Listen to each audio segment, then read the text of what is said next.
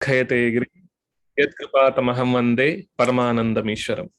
सर्वेभ्यः सुप्रभातम्। महदिदं प्रमोदस्थानं यत् राष्ट्रियसंस्कृतविश्वविद्यालयेन आयोज्यमानायां तत्र ज्योतिषवास्तुविभागेन आयोज्यमानायाम् अस्याम् अन्ताराष्ट्रियकार्यशालायां 13 सत्रस्य अत्र आरम्भः इदानीं सञ्जातः। तत्र 13तमे सत्रे सोपानद्वयं भवति।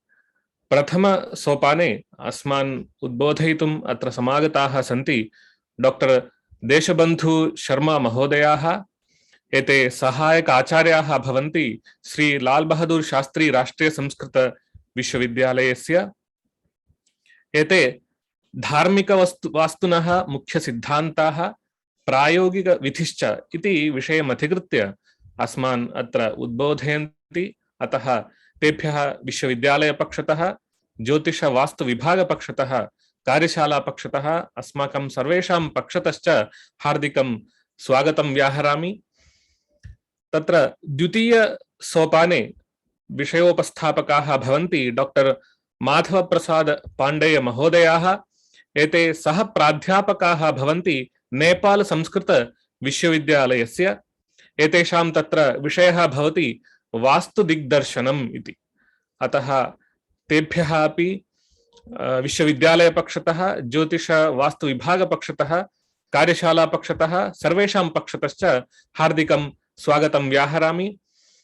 अन्ये च ये अत्र समागताः सन्ति श्रोतारः, तेभ्यः सर्वेभ्यः अपि स्वागतं व्याहरामि। पुनश्च अत्र समायोजकाः सह संयोजकाः अपि अत्र समागताः सन्ति। तेभ्यः अन्तिमतया धन्यवाद समर्पकाः ये भवन्ति चित्तरंजन नायक महोदयाः, ते अपि सह संयोजकाः भवन्ति। तेभ्यः अपि स्वागतं व्याहृत्य तत्र देशबन्धु शर्मा महोदयान् सम्प्रार्थये स्वीय विषयम् अत्र उपस्थापयन्तु, अस्मान् अनुगृह्णन्तु इति। धन्यवादाः। वन्दे बोधमयं नित्यं गुरुमशङ्कररूपिणं यमाश्रितो हि वक्रोऽपि चन्द्रः सर्वत्र वन्द्यते। चन्द्रः सर्वत्र वन्द्यते। श्री गुरु चरण कमलेभ्यो नमः।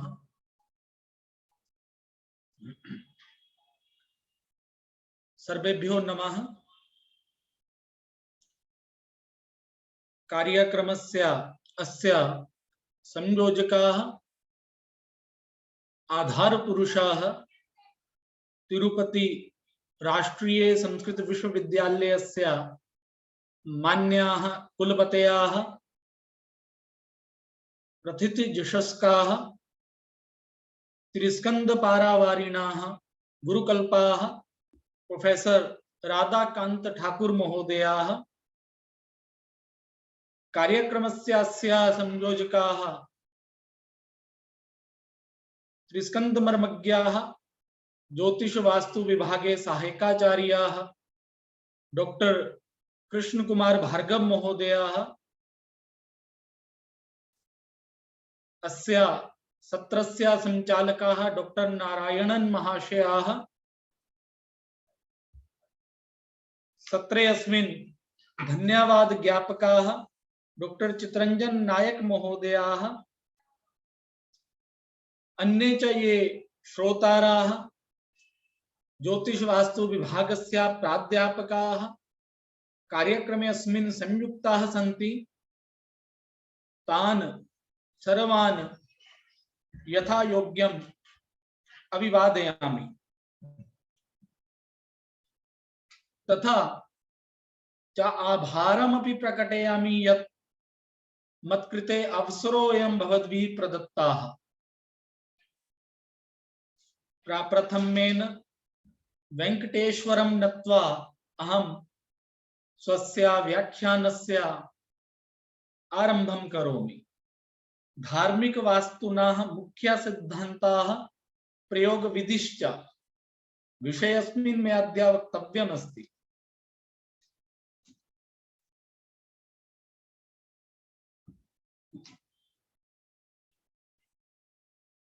तर्हि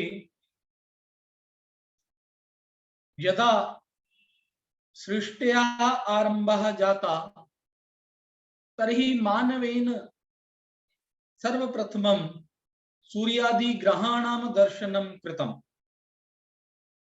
तदा मानवेन चिन्तितं यत् सूर्योऽयं कुतः आयाति कुत्र च याति, चन्द्रः कुतः आयाति कुत्र च याति इत्यादि चिन्तनेन अस्य शास्त्रस्य ज्योतिषशास्त्रस्य सूत्रपातो जातः। रहस्यम् अमुं ज्ञातुम् अस्माकं ऋषिभिः समाधौ साधना कृता। साधनायाः अनन्तरं तैः मार्गत्रयं ज्ञातं, ते च मार्गाः उपदिष्टाः अपि। तेषु प्रथमं वर्तते ज्ञानमार्गः, द्वितीयो अस्ति कर्ममार्गः, तृतीयो अस्ति भक्तिमार्गः। ऋग् यजुर् साम अथर्वाख्याः चत्वारः वेदाः ज्ञानमार्गेण सम्बद्धाः सन्ति। कर्ममार्गस्य चर्चा भगवता कृष्णेन श्रीमद्भगवद्गीतायां सम्यक् कृता। तत्र तेन प्रामुख्येन कथितं यत् मानवेन पद्मपत्रमिव अम्बसा आचरणीयम्। यथा पद्मपत्रं जले तिष्ठति तथैव मानवेन संसारे अपि स्थातव्यम्, परञ्च तत्र लिप्तिः न भवेत्, आसक्तिः न भवेत्। अथ च तृतीया मार्गः भक्तिमार्गः। तत्र नैके सन्ताः सन्यासिनाः भारते अस्माकं राष्ट्रे संजाताः, तैः भक्तिमार्गस्य सम्यक् उपदेशः कृताः। भक्तिमार्गमेव इदानीमपि अत्यन्तं प्रसिद्धमार्गो वर्तते। यतो हि ज्ञानमार्गपेक्षया मार्गोऽयं सरलः वर्तते। भक्तिमार्गस्य अनुयायिनः ये सन्ति ते भावेन स्वेष्टदेवस्य भक्तिं कुर्वन्ति। भक्ति निमित्तं न किमपि स्थानम् अपेक्षितम् अस्ति। यत्र कुत्रपि स्थित्वा ते भक्ताः स्वस्य भावस्य प्रकटनं देवस्य समक्षं कर्तुं शक्यन्ते।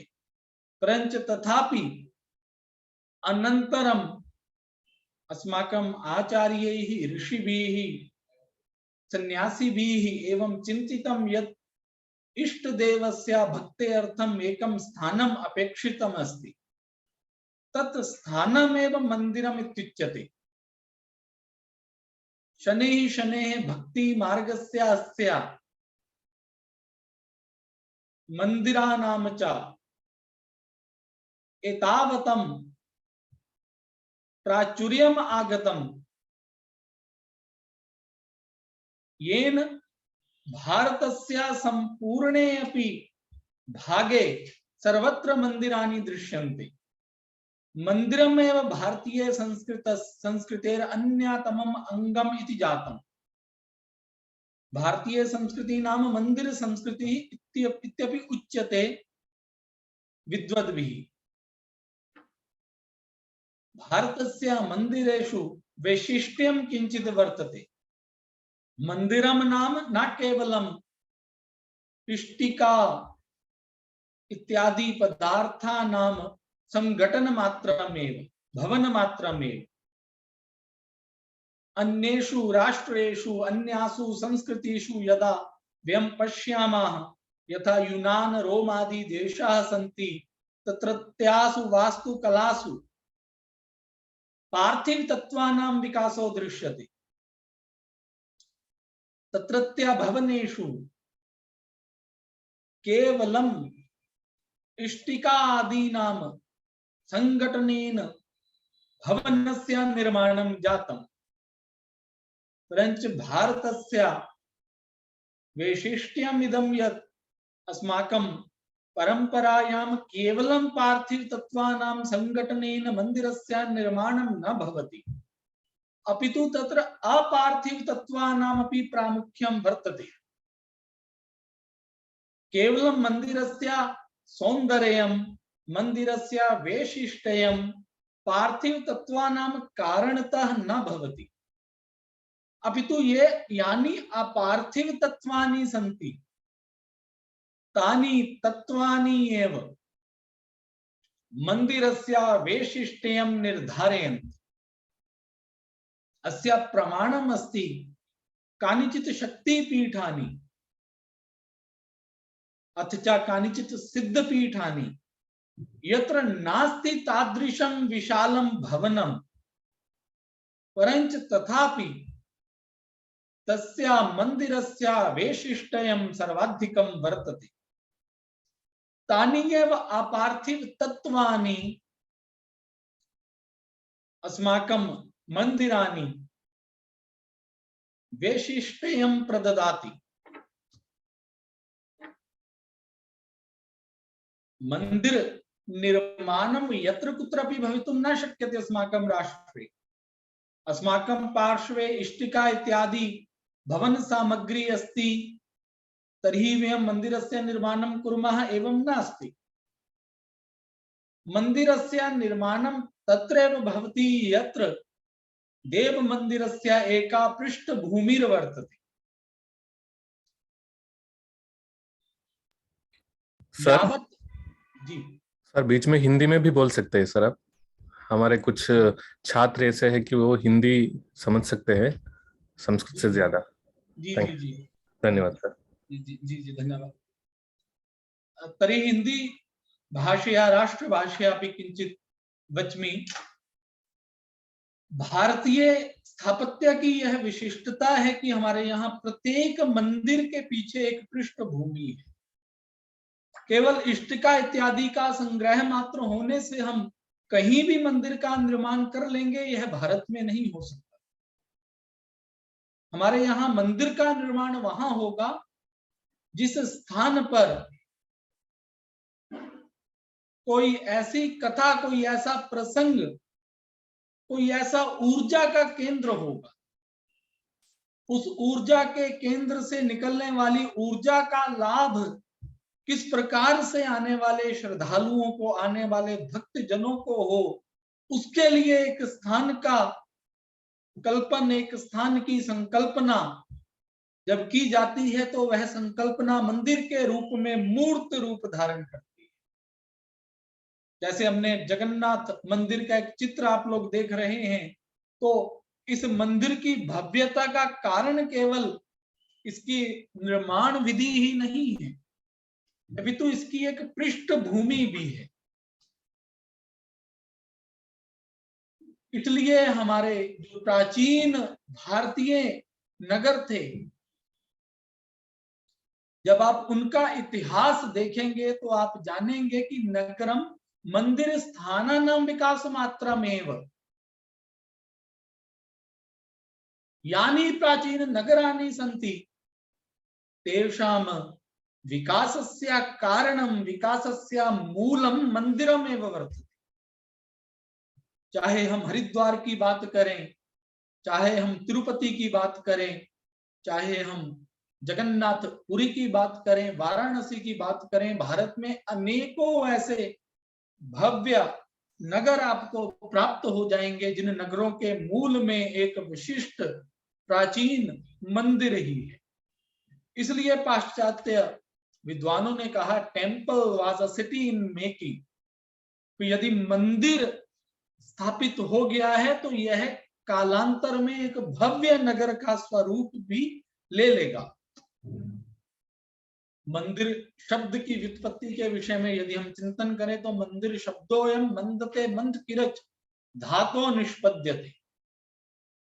और मंद शब्द का अर्थ है प्रसन्नता, कांतिमान स्वर्णो वा, अर्थात ऐसा भवन, ऐसा स्थान यहां जाकर के हमारा मन प्रसन्न हो जाए। हमारे अंदर जो भी क्लेश हैं, जो भी कष्ट हैं, जो भी दुख हैं, जिस स्थान पर जाकर के वे समस्त हमारी समस्याएं उनका समाधान हो जाए और हम प्रसन्न वदन होकर के उस स्थान से लौट आए, तो उस स्थान को मंदिर कहा गया। दूसरा अर्थ कांतिमान स्वर्णोवा, अर्थात यहाँ जाने के बाद हमारे मुखमंडल पर एक कांति का संचार हो जाए, वह मंदिर है। मंदर, मंदार, देवालय, देवायतन, देवकुल, देवगृह, प्रासाद आदि शब्दानां प्रयोगः मंदिरस्य अर्थे एव कृतः। ये सभी शब्द हैं जो मंदिर के अर्थ में प्रयुक्त हैं और सबका अभिप्राय कहीं ना कहीं उस प्रसन्नता, उस प्रकाश, उस कांति के निकट ही प्राप्त होता है। दक्षिण भारत में मंदिरों के लिए हरम्य, विमान, प्रासाद इन शब्दों का अधिकतम प्रयोग हमें प्राप्त होता है। उत्तर भारत में मंदिर, देवालय प्रचलित है, जबकि दक्षिण में विमान, हरम्य, प्रासाद प्रचलित है। वेदों में हरम्य शब्द का प्रयोग मंदिर के लिए किया। विश्वकर्मा प्रकाशे मंदिरम प्रस्तर निर्मित निवास स्थानमिति। विश्वकर्मा प्रकाश ने तो एक कदम और आगे बढ़ करके कोई भी प्रस्तर निर्मित भवन को, निवास स्थान को मंदिर की संज्ञा दी। वहां गृह को भी मंदिर ही कहा गया। आंग्ल भाषा में हम जानते हैं टेम्पल शब्द का प्रयोग मंदिर के लिए होता है। यह लैटिन भाषा के टेम्पलम शब्द से हमें प्राप्त हुआ है, जिसका अभिप्राय है आयताकार देवालय। तो रस्किन महोदय एक आंग्ल विद्वान हैं, उन्होंने कहा देव पूजनादि कार्याणि यत्र भवन्ति तत् भवनमेव टेम्पल इति, कि यहाँ पर भी देव पूजन हो, सभी वे समस्त भवन टेम्पल कहलाएंगे। भले ही वह चर्च हो, भले ही वह गुरुद्वारा हो, भले ही वह मस्जिद हो, इन सबका जो अंतर्भाव है वह टेम्पल शब्द के अंतर्गत रस्किन महोदय ने किया। कालांतर में जब यह मंदिर निर्माण की परंपरा अपने विकसित स्वरूप को प्राप्त कर गई, तो देवालयः कस्या देवस्य निवास मात्रम इत्यर्थात् अतिरिक्तम स्वयमेव देवस्य स्वरूप जाता। इतनी विशिष्टता, इतना महत्व मंदिर को प्राप्त होने लगा कि यह जो मंदिर है, देवालय है, वह किसी देवता का स्थान मात्र तक सीमित नहीं रह गया, अपितु वह स्वयं में एक देवता बन गया। वह स्वयं में एक देव स्वरूप में माना जाने लगा। उसका प्रमाण प्रासादम पुरुषम मत्वा पूजेद मंत्र वित्तमाह एवमेव हरिः साक्षात् प्रासादत्वेन संस्थिता। प्रासादम पुरुषम मत्वा, प्रासादम जो मंदिर है, प्रासाद है, उसी को पुरुष मान करके मंत्रवित्त को, मंत्रवित्तमाह जो मंत्र विदों में भी सर्वोत्तम है, ऐसे मंत्रवेत्ता को, प्रासाद को, मंदिर को ईश्वर का, साक्षात हरि का स्वरूप मान करके उस मंदिर का पूजन करना चाहिए, उस मंदिर का सेवन करना चाहिए, ऐसा प्रमाण हमारे ग्रंथों में प्राप्त होता है कि वह हरि है जो मंदिर के रूप में स्थित है। इसलिए केवल प्रतिमा की प्रदक्षिणा की बात नहीं की, अपितु गर्भगृह की प्रदक्षिणा की भी बात हमारे आचार्यों ने की, और गर्भगृह के साथ साथ संभव हो तो संपूर्ण मंदिर की प्रदक्षिणा की भी बात हमें ग्रंथों में प्राप्त हुई। मंदिरानी संस्कृत वैभवस्या प्रतीकानि, हमारे संस्कृत वैभव के प्रतीक है मंदिर। गायन्ति देवाः किल गीतिकानि धन्यास्तुते भारत भूमि भागे स्वर्गापवर्गास्पद मार्ग भूते भवन्ति भूया पुरुषाः सुरत्वात्, यह प्रसिद्ध वचन हमें प्राप्त होता है। तो अब हम वैदिक काल में कुछ चर्चा है, यहाँ वास्तुकला का प्रयोग यज्ञ कार्यों में यज्ञ वेदी निर्माण आदिषु दृश्यते तत्र मंदिराणां चर्चा बाहुल्यं नास्ति ये ग्रंथाः अस्माभिः प्राप्यन्ते तेषु नास्ति ये वेदाः वयं प्राप्नुमः तेषु नास्ति नास्ति एव इति वक्तुं न शक्यते यतो हि सहस्र वर्तमा सामवेदाः ऐसे वचन 100 शाखा तो महर्षि पतंजलिना तत्र महाभाष्ये कथितम्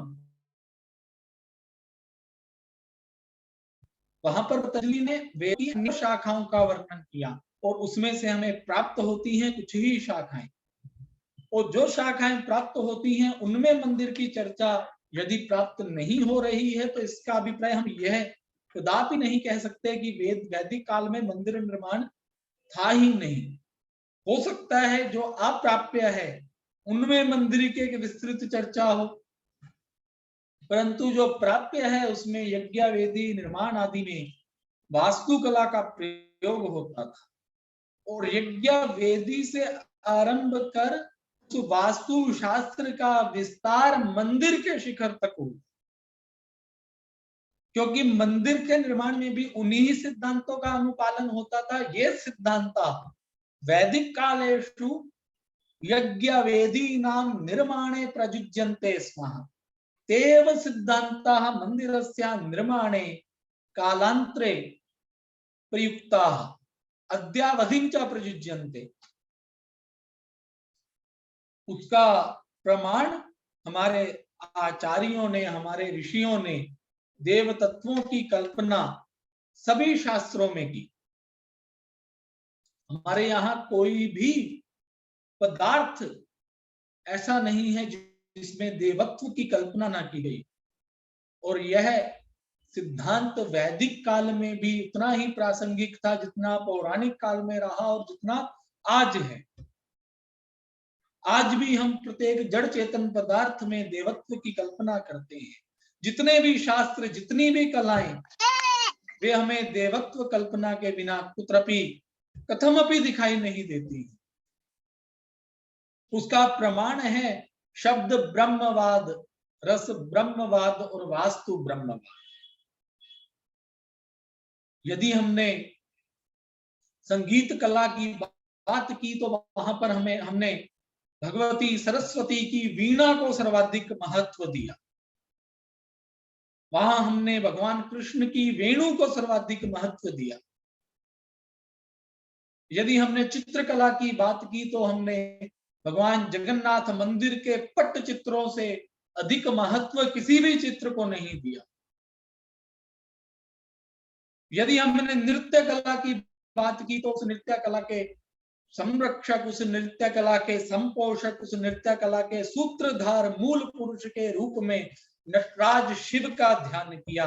उसी प्रकार से वास्तु शास्त्र में हमने उसी देव तत्व को वास्तु ब्रह्म के रूप में पूजा, वास्तु ब्रह्म के रूप में हमने उसके दर्शन किए।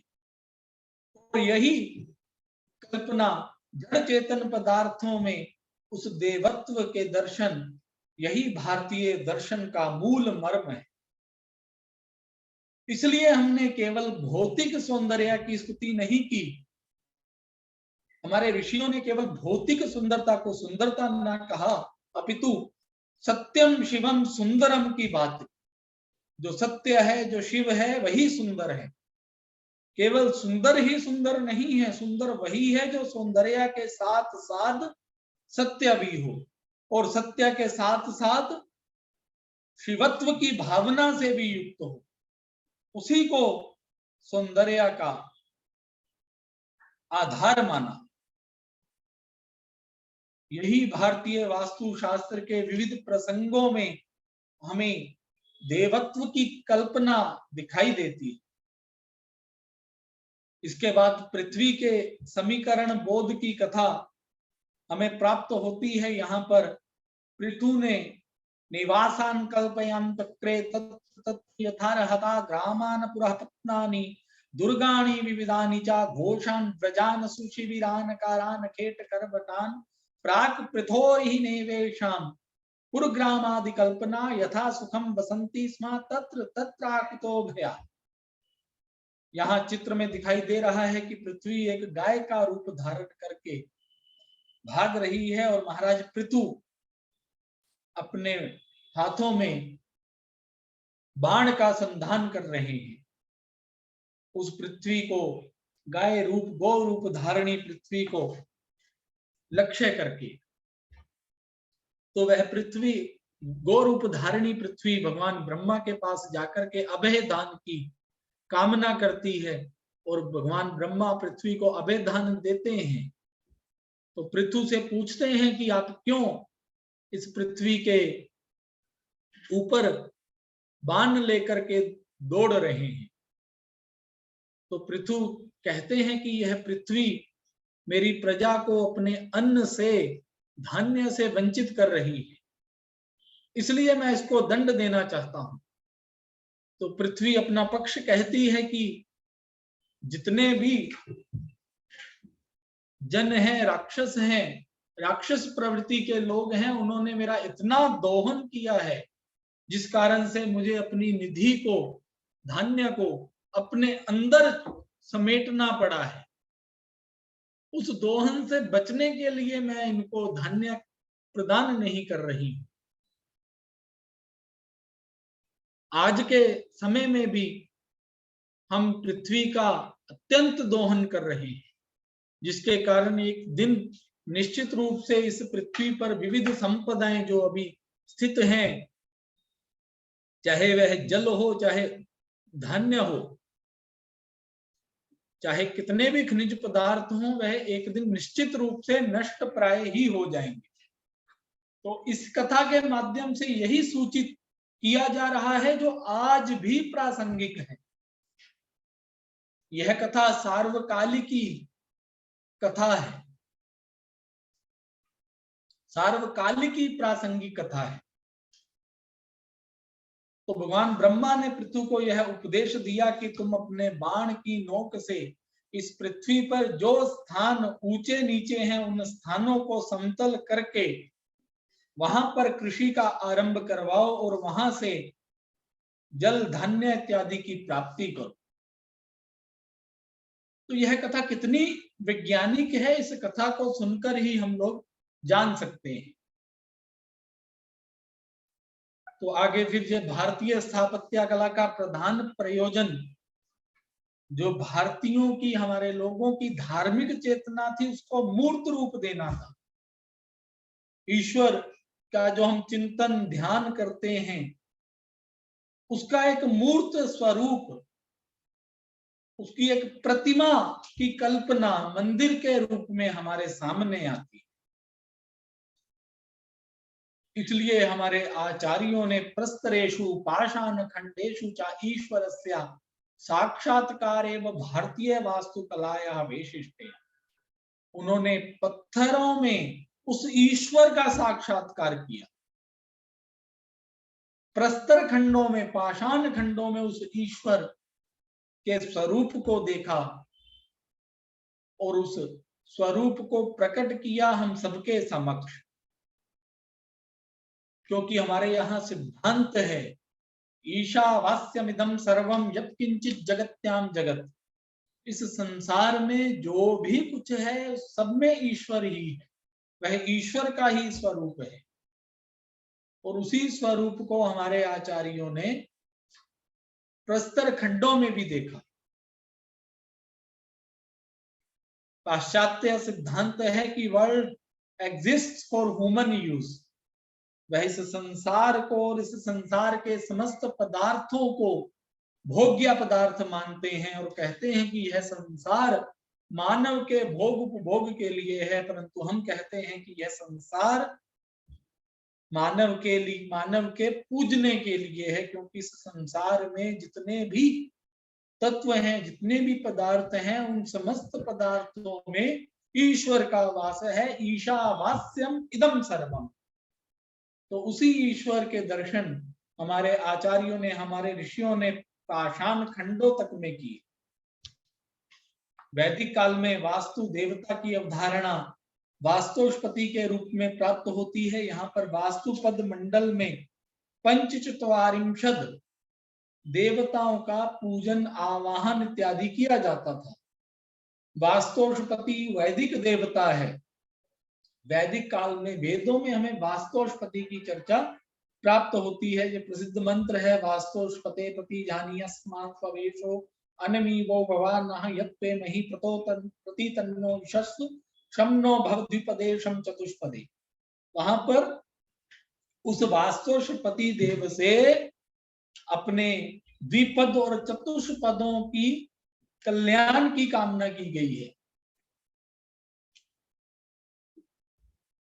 ये ऋग्वेद में हमें प्राप्त होता है। और विश्वकर्मा की चर्चा ये हमें पौराणिक युग में मिलती है। सा एवायं विश्वकर्मा ब्रह्मांडम सृजते मुहुः पूर्वोक्त वक्त्र चत्वारि वक्षे हम तो पृथक पृथक। 4 मुख हैं विश्वकर्मा के। विश्व भूरिति नामे तत् पूर्व वक्त्रम प्रकीर्तितम। चारों मुखों के नाम हैं। पूर्व मुख विश्व भू है, उत्तर मुख दक्षिण मुख विश्वविद है, उत्तर मुख विश्वस्त है, पश्चिम मुख विश्व सृष्टा है। एतेभ्य प्रथम जातम विश्वकर्म चतुष्टयम। और इन चारों से 4 विश्वकर्मा पैदा हुए। पहले से विश्वकर्मा, दूसरे से मय, तीसरे से त्वष्टा और चौथे से मनु। फिर आगे विश्वकर्मा के पुत्र हुए स्थपति, मय का पुत्र सूत्रग्राही, त्वष्टा का पुत्र वार्धकी और मनु का पुत्र तक्षक हुआ। ये हमने एक ये स्लाइड के माध्यम से आप देख सकते हैं। महाविष्णु कमलासन, पूर्व मुख, दक्षिण मुख, पश्चिम मुख, उत्तर मुख, फिर विश्वभू, विश्वविद, विश्वसृष्टा, विश्वस्त, विश्वकर्मा, मय, मनु, त्वष्टा, स्थपति, सूत्रग्राही, तक्षक, वार्धकी। फिर ये वास्तु पुरुष की उद्भव की कथा हमें प्राप्त होती है। पौराणिक काल में पुराकृत युगे आसीन महद्भूतम समुत्थितम व्याप्यमानम शरीरेण सकलम भुवनम तथा। ये आप सबने पूर्व के व्याख्यानों में सुनी होगी, तो इसको बहुत अधिक ना कहते हुए मैं आगे बढ़ता हूँ। वरम तस्मे ददो प्रीतो ब्रह्मा लोक पितामह। फिर ब्रह्मा जी ने उनको वर दिया वास्तु पुरुष को कि ग्रामे व नगरे वापि दुर्गे वा पत्नेपि वा प्रासादे च प्रपायाम च जलोद्याने तथैव च यस्त्वाम न पूजयन् मर्त्यो मोहाद वास्तु नर प्रभो। किस वास्तु पुरुष की पूजा प्रत्येक निर्माण में करनी है, और जो मोह के कारण नहीं करेगा विघ्नस्तस्य पदे पदे, उसको पद पद पर विघ्नों का सामना करना पड़ेगा। ये वास्तुपद देवताओं की चर्चा है। यह भी मुझे विश्वास है आपने पूर्व के व्याख्यानों में इस चर्चा को भी सुना होगा। अब हम सीधा धार्मिक वास्तु के अंतर्गत आते हैं, जिसमें मंदिर, मठ, आश्रम और स्तूप, ये चारों की चर्चा होती है। अब मंदिरों के विषय में, मंदिरों का क्या महत्व है? तो मंदिर हमारे ऊर्जा के केंद्र हैं, एनर्जी प्लेसेस हैं, एनर्जी सेंटर्स हैं। वहां पर एक विशेष ऊर्जा का प्रवाह निरंतर प्रवाहित होता है। उन स्थानों पर हमारे आचार्यों ने, हमारे ऋषियों ने उन ऊर्जा केंद्रों को पहचाना। संपूर्ण भारत में यत्र तत्र वे ऊर्जा के केंद्र हैं। तो एक मन में यह भी संदेह आ सकता है कि ये समस्त ऊर्जा के केंद्र भारत में ही है क्या? विश्व के अन्य राष्ट्रों में क्या ऐसे एनर्जी सेंटर्स नहीं है? क्योंकि मंदिर तो भारत में ही है बाहुल्य से। तो उसका उत्तर है कि ऐसा नहीं है। ये ऊर्जा केंद्र संपूर्ण पृथ्वी पर विद्यमान है, केवल भारत में ही है ऐसा नहीं है। हाँ, हमारे आचार्यों ने, हमारे ऋषियों ने समाधि की अवस्था में जाकर के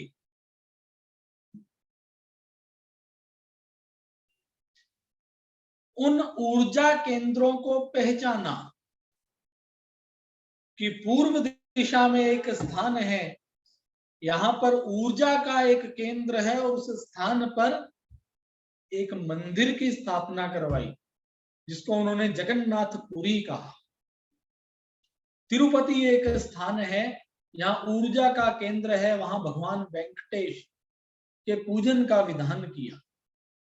ताकि भक्तजन जो उन ऋषियों के वंशज हैं वे इन ऊर्जा केंद्रों पर आकर के उस ऊर्जा का लाभ ले सके। तो ये सकारात्मक ऊर्जा के केंद्र मंदिर हैं। और इन मंदिरों का जब निर्माण हुआ तो वह निर्माण अपने मन मर्जी से नहीं हुआ कि हमने ईंट गारा पत्थर इकट्ठा किया और उन ऊर्जा केंद्रों के संरक्षण हेतु एक भवन का निर्माण कर दिया। ऐसा नहीं था। उन्होंने उन मंदिरों के निर्माण के लिए कुछ मुख्य सिद्धांतों का प्रतिपादन किया। ये सिद्धांत ऐसे सिद्धांत थे जो उस ऊर्जा का समुचित संरक्षण संवर्धन चिरकाल तक कर सकते थे। ऐसे भवनों का निर्माण हुआ जिन भवनों में वहां प्रवाहित होने वाली उद्भूत होने वाली ऊर्जा का न केवल संरक्षण और संवर्धन हो सके अपितु आने वाले भक्त जनों को उस ऊर्जा का समुचित संप्रेषण भी हो सके। इसलिए उन मंदिरों का निर्माण चक्रों के अनुसार किया गया। यथास्माकं शरीरे सन्ति चक्राणि तथे मंदिर निर्माणे अपि तेषां चक्राणाम् अवदानं कृतं तैः आचार्यैः। कथं कृतं? चित्तेन अनेन अस्माभिः ज्ञातुं शक्यते। यथा एकः पुरुषः यथा अनेन माध्यमेन भवति तर्हि तस्य पादयोः गोपुरस्य निर्माणम् अथ च मूलाधार चक्रम अस्माकं शरीरे यत्र भवति तत्र ध्वजास्तंभस्य निर्माणम् यत्र स्वाधिष्ठान चक्रम भवति तत्र बलिपीठस्य निर्माणम् यत्र मणिपूरक चक्रम भवति तत्र नन्दित्यस्य अथवा देववाहनस्य निर्माणम् यत्र अनाहत चक्रम भवति तत्र महामण्डपस्य निर्माणम् यत्र विशुद्ध चक्रम भवति तत्र विमानस्य निर्माणम् अथ च यत्र आज्ञा चक्रम भवति तत्र साक्षात् प्रतिमायाः स्थापनम प्रतिष्ठा च। तो एक क्रम का निर्धारण किया और उसी क्रम से मंदिर का निर्माण करना है ऐसा उपदेश भी किया। ऐसा नहीं है कि गोपुर का निर्माण आज्ञा चक्र के स्थान पर हो जाएगा। गोपुर का निर्माण होगा तो यहां उस ईश्वर के पैर हैं, पाद हैं, वहीं पर निर्माण होगा। ध्वज स्तंभ का निर्माण होगा तो मूलाधार चक्र पर ही होगा। यह एक क्रम है और उस क्रम विशेष को हमारे आचार्यों ने, हमारे ऋषि भी तस्या न केवलम ज्ञानम कृतम न केवलम तस्या अन्वेषणम कृतम अपितु कथम तस्या प्रयोगाः करणीयाः एतस्या उपदेशो अपि कृताः अस्माकं ऋषिभिः आचार्यैश्च। इदानीमपि वयम् अनेन उपकृताः भवामः। और मंदिरों का प्रयोग क्यों, क्या महत्व है? देवताओं के आह्वान स्थल है। देवाः ददाति इति देवाः, जो देव और देवता है। देवा दानात् द्योतनात् वा, और क्या दे? ऊर्जा दे। सूर्यो देवता, चंद्रमा देवता, ये सारे देवता हैं। क्यों देवता हैं? क्योंकि ये देते हैं, ऊर्जा देते हैं। इसलिए हमारे जितने भी देवता हैं वे कहीं ना कहीं उनका संबंध किसी ऊर्जा विशेष से है। और उन देवताओं का, उन ऊर्जा केंद्रों का आह्वान भक्तजन मंदिर में करते हैं स्तुति के माध्यम से। और उस ऊर्जा से प्राप्त हुई ऊर्जा से ऊर्जस्वित होकर के जब दर्शनानंतरम बहिते आगच्छन्ति चेत अस्माभिः दृश्यते तेषु एकम परिवर्तनमेव। एक नई चेतना वो प्राप्त करते हैं जब किसी तीर्थ से वापिस आते हैं। तो हमारे ऋषियों ने, आचार्यों ने उन मंदिरों का, उन भवनों का प्रयोग एक साधन के रूप में किया। वे मंदिर साधन हैं, साध्य है वह ऊर्जा, वे देवता, वह परमेश्वर, और साधन है मंदिर जिसके माध्यम से हम उसको प्राप्त कर सकते हैं। और मंदिर का क्या महत्व है? ग्रह और विग्रह का कश्चन संबंधः वर्तते। ग्रह अस्माभिः आकाशे दृश्यन्ते, विग्रह मंदिरेषु दृश्यन्ते। तेषां ग्रहाणां विशेषेण विग्रहेण सह कश्चन संबंधः। उस संबंध का ज्ञान किया। देवता का, किसी विशेष देवता का संबंध किसी विशेष ग्रह से है। हम सब ज्योतिष के विद्यार्थी हैं, हम जानते हैं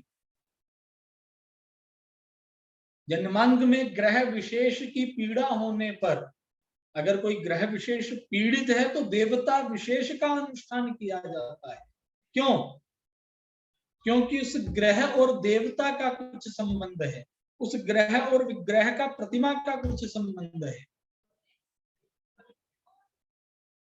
तो इस संबंध को जान करके हमारे आचार्यों ने इस ग्रह और विग्रह के संबंध का प्रतिपादन करते हुए मंदिरों के निर्माण का उपदेश किया। ये मंदिर जाने से किन गुणों का विकास होता है उसकी चर्चा है। इसको आगे बढ़ता हूं मैं, समय बीत रहा है। और ये कि किस प्रकार से तीर्थ स्वयं ही तीर्थानि पुनन्ति संताः। प्राचीन काल में जो संत लोग थे, जो अपने आप में तीर्थ के समान थे, वे भ्रमणवशात इन विविध तीर्थों पर, विविध मंदिरों पर आते थे, जिसके कारण इन तीर्थ स्थलों का महत्व स्वयं में सर्वाधिक हो जाता था। इसलिए कहा स्वयं ही तीर्थानि पुनन्ति संताः, क्योंकि जो संत लोग हैं वो स्वयं इन तीर्थों को और पावन और महत्वपूर्ण बना देते थे। मंदिर की प्रयोग विधि, किस प्रकार से मंदिर का प्रयोग करना है, आज हम में से बहुत से लोग मंदिर की प्रयोग विधि से अनभिज्ञ हैं। हम मंदिर जाते हैं, हाथ जोड़ते हैं, वापिस आ जाते हैं, जिसके कारण हम वहां निरंतर प्रवाहित होने वाली ऊर्जा से वंचित हो जाते हैं। हमारे आचार्यों ने मंदिरों की एक प्रयोग विधि बताई। वहां जाना है, बैठना है, जप करना है, तप करना है, पूजन करना है। कारण वहां बैठेंगे, कुछ देर बैठेंगे तो उस ऊर्जा से ऊर्जस्वित हो पाएंगे। यत् पिंडे तत् ब्रह्मांडे पृथ्वी जल तेज वायु आकाश की चर्चा, हमारे पंच महाभूतों की शुद्धि हो जाती है। मंदिर गमन मात्र से लाभ होता है।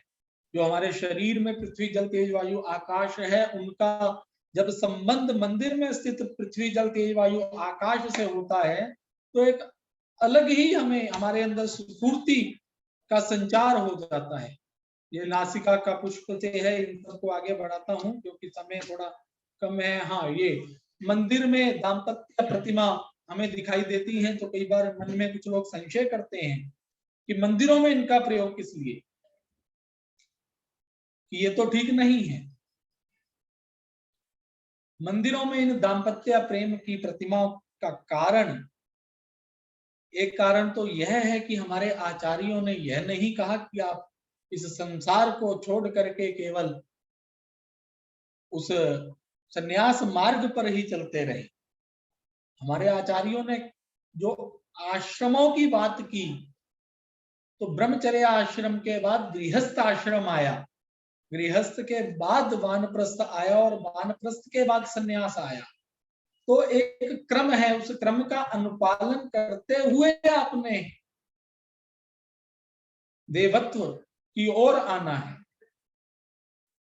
और दूसरा, ये प्रतिमाएं सर्वदा मंदिर की बाहरी भित्तियों पर ही प्राप्त होती है, आंतरिक भित्तियों पर नहीं। उसका कारण है कि आपने जब देवता के समीप आना है तो इन सब भोग विलासों का, इन समस्त वासनाओं का बाहर ही परित्याग कर फिर ईश्वर के सामीप्य को प्राप्त करना है। अब मंदिरों के अध्ययन क्रम की बात करते हैं, मंदिरों की उत्पत्ति के विषय में जो मत है, मंदिरों के शिखर की उत्पत्ति के विषय में मत है, उसको संक्षेप में कहता हूं। मंदिरों की उत्पत्ति के विषय में प्राप्त होता है कि हिमालय पर्वत से मंदिरों की उत्पत्ति हुई। कुछ आचार्यों का ऐसा मत है, कारण क्योंकि हिमालय की तरह ही मंदिरों का शिखर हमें प्राप्त होता है। दूसरा मत है मूर्ति पूजन मंदिर उत्पत्ति का कारण है, क्योंकि प्रतिमा पूजन जो है वो पहले मानव ने प्रतिमा पूजन आरंभ किया, फिर उस प्रतिमा पूजन जिस स्थान पर किया जाता था वहां पर एक निर्माण की आवश्यकता अनुभूत हुई, तब उसने मंदिरों का निर्माण किया। तीसरा, विदेशों से मंदिर निर्माण का ज्ञान हमें प्राप्त हुआ, ऐसा भी एक मत है, जिसमें मेसोपोटामिया की एक सभ्यता है, जिसके अनुसार वो कहते हैं कि वहां से मंदिर निर्माण भारत में आया। चौथा मत है बौद्ध स्थापत्य, बौद्ध धर्मानुयायियों ने प्रथम स्तूप इत्यादि का निर्माण किया, वहीं से मंदिर निर्माण की परंपरा आरंभ हुई, यह एक मत है। आगे मत है आदि मानव की जीवन शैली मंदिर निर्माण की उत्पत्ति का कारण थी। आदि मानव वन में रहता था तो वो डरता था जानवरों से, पशुओं से, तो उनसे बचने के लिए उसने उसके जो मन से उसने चिंतन किया, उस ईश्वर की कल्पना की, उसके लिए निर्माण किया, वह कारण बना।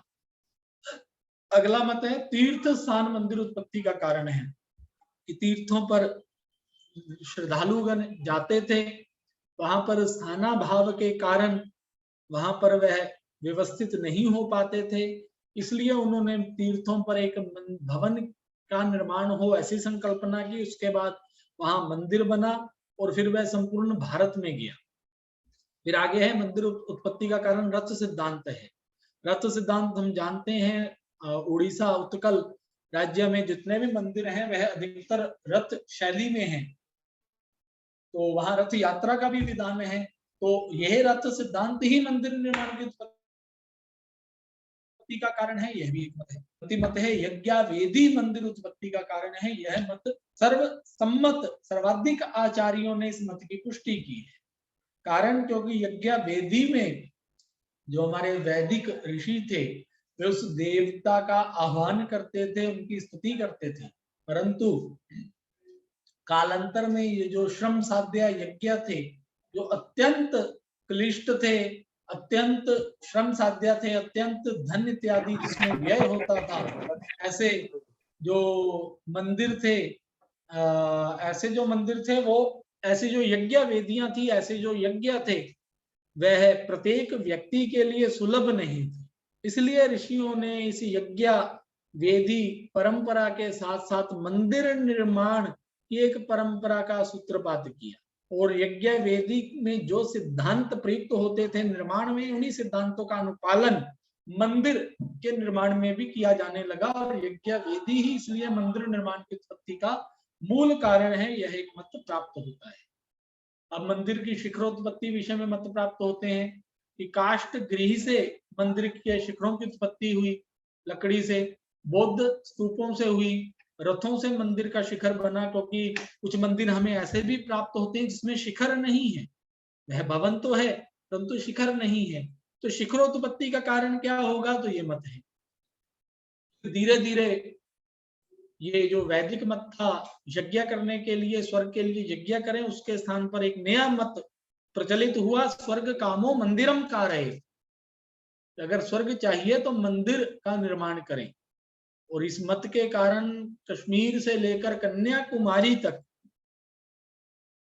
संपूर्ण भारत में मंदिर निर्माण की एक परंपरा का सूत्रपात हुआ। आज भी हमें मंदिर, कुछ नगर तो मंदिर नगरों के रूप में प्रचलित प्राप्त होते हैं, एक एक नगर में शताधिक, सहस्राधिक, लक्षाधिक मंदिर हैं, एक भी वीथी ऐसी नहीं है जिस वीथी में मंदिर ना हो। कारण स्वर्ग कामो मंदिरम कारयेत, यह भावना जब हमारे यहाँ प्रचलित हुई तो उसके बाद मंदिर निर्माण की एक विशिष्ट परंपरा भारत में चल पड़ी। उसका कारण केवल लोकाश्रय नहीं था अपितु राजाश्रय भी था। मंदिरों के निर्माण में राजाओं ने अपना संपूर्ण सहयोग दिया, जिसके कारण दो परंपराएं ज्यादा प्रचलित हुई, एक विश्वकर्मा परंपरा, एक मय परंपरा। विश्वकर्मीय परंपरा जो है वो उत्तर भारत की परंपरा है जिसको नागर शैली कहते हैं। मय परंपरा दक्षिण भारतीय परंपरा है जिसको द्राविड़ शैली कहते हैं। नागर प्रासाद शैली में बताया इन्होंने कि भारतीय जो वास्तु विद्या है उसके मूल प्रवर्तकेशु विश्वकर्मा एक और जो देवताओं के शिल्पी हैं। भारत के उत्तर भूभाग पे इन नागर प्रासादों का बाहुल्य है। इसमें इसका जो आधार है वो कहीं ना कहीं नाग वास्तुकला है, इसलिए इसको नागर कहा जाने लगा। एक मत ऐसा है, और दूसरा मत है नगरों में मंदिरों का निर्माण होता था इसलिए नगरों से नागर शब्द प्रचलित हुआ। ये आप देख रहे हैं मंदिर, नागर मंदिर का एक चित्र जिसमें कलश है, आमलक है, शिखर है, मंडप है, अर्ध मंडप है, गर्भगृह है। ये स्पष्ट है चित्र के माध्यम से। ये मंदिर के मुख्य अंग आप देख सकते हैं। जग अधिष्ठान है सबसे नीचे, उसके ऊपर जगती है, जो प्लेटफॉर्म है उसको जगती कहा।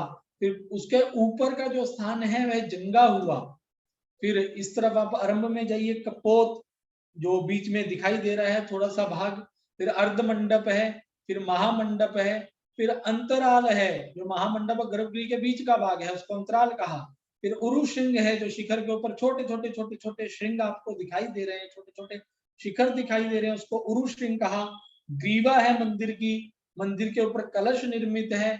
आमलक, आंवले की आकार की एक आकृति निर्मित है, उसको आमलक कहा। और ध्वजा सबसे ऊपर निर्मित है। ये मंदिर के मुख्य अंग है। मंदिर का वो प्रासादम पुरुषम अथवा पूजित मंत्र वित्तमा जो पूर्व में एक बात आई थी, तो इसमें आप देखिए मंदिर के पैर, मंदिर की जंगा, मंदिर की कटी, मंदिर का पेट, मंदिर का उरस, मंदिर का स्कंद, मंदिर के शिखर, मंदिर की शिखा, मंदिर का जो पेट उधर है वो आ गया। तो मंदिर को मानव देह का स्वरूप प्रासादम पुरुषम मत्वा, तो ये बात हरि साक्षात, इसमें साक्षात ईश्वर की कल्पना की उस चित्र के माध्यम से आप देख सकते हैं। तो नगर शब्द, नागर शब्द से ये हमने पहले बता दिया। तो चतुरस्र शिव मंदिरों का आधिक्य है। हिमालय से विंध्याचल पर्वत तक जो क्षेत्र है वह नागर क्षेत्र कहलाता है। नागर प्रासादों का वैशिष्ट्य क्या है? चतुरस्राकृति है, गर्भगृह में शिखर का विन्यास होता है, शिखर में रेखाएं होती हैं, रेखाकरण होता है, शीर्ष पर आमलक है। ये उत्कलीय वास्तुकला आ गई। भुवनेश्वर के मंदिरों में कुछ विशिष्टता है। लिंगराज मंदिर, कोणार्क मंदिर, जगन्नाथ मंदिर, रथ योजना और कामासक्त चित्रों का बाहुल्य है उत्कलीय वास्तुकला में। खजुराहो व बुंदेलखंडीय वास्तुकला है, उसमें जो चंदेल राजा हैं उनका योगदान सर्वाधिक है। शिखर मंदिरों का केंद्र स्थल है मध्य भारत। पंचरथ योजना के अंतर्गत निर्माण हुआ। गर्भगृह का प्रवेश द्वार बहुत अलंकृत रहता था। कंद्रिया, महादेव, चतुष्ठी, योगिनी, मतंगेश्वर ये विशेष मंदिर हैं। राजस्थानीय जो वास्तुकला है उसका एक गुजरात प्रदेशी, एक गुजरात का सोमनाथ मंदिर, राजस्थान का जैन मंदिर, आबू पर्वत क्षेत्र में उदयेश्वर महादेव मंदिर, ये सब कुछ प्रसिद्ध मंदिर हैं जो उसको उसकी विशिष्टता बताते हैं। ब्रज प्रदेश में जो है अपना गोविंद देव, राधा वल्लभ, गोपीनाथ, युगल किशोर, मदन मोहन मंदिर, ये सब मंदिर ब्रज प्रदेश की एक अलग वास्तुकला को दिखाते हैं। अब द्राविड़ प्रासाद शैली के बारे में बता रहे हैं। मूल प्रवर्तकों में मय हैं जो दैत्यों के शिल्पी माने जाते हैं, और ये असुर वास्तुकला भी कहलाई क्योंकि इसमें अधिकतम कलात्मकता हमें दिखाई देती है, सौंदर्य का अधिकतम संचार दिखाई देता है, इसलिए उन्होंने इसको अनार्य कह दिया। तो ये तमिल तेलुगु जो भाषा क्षेत्र है वहां पर ये द्राविड़ क्षेत्र कहलाता है, कृष्णा नदी के निकट वाला। और ये ग्रंथ है प्रमुख कामिक आगम, मैमतम, शिल्प शास्त्र, ईशान शिव गुरुदेव पद्धति। विशाल मंदिर मंदिर नगरों में परिवर्तित हो गए द्राविड़ वास्तुकला में।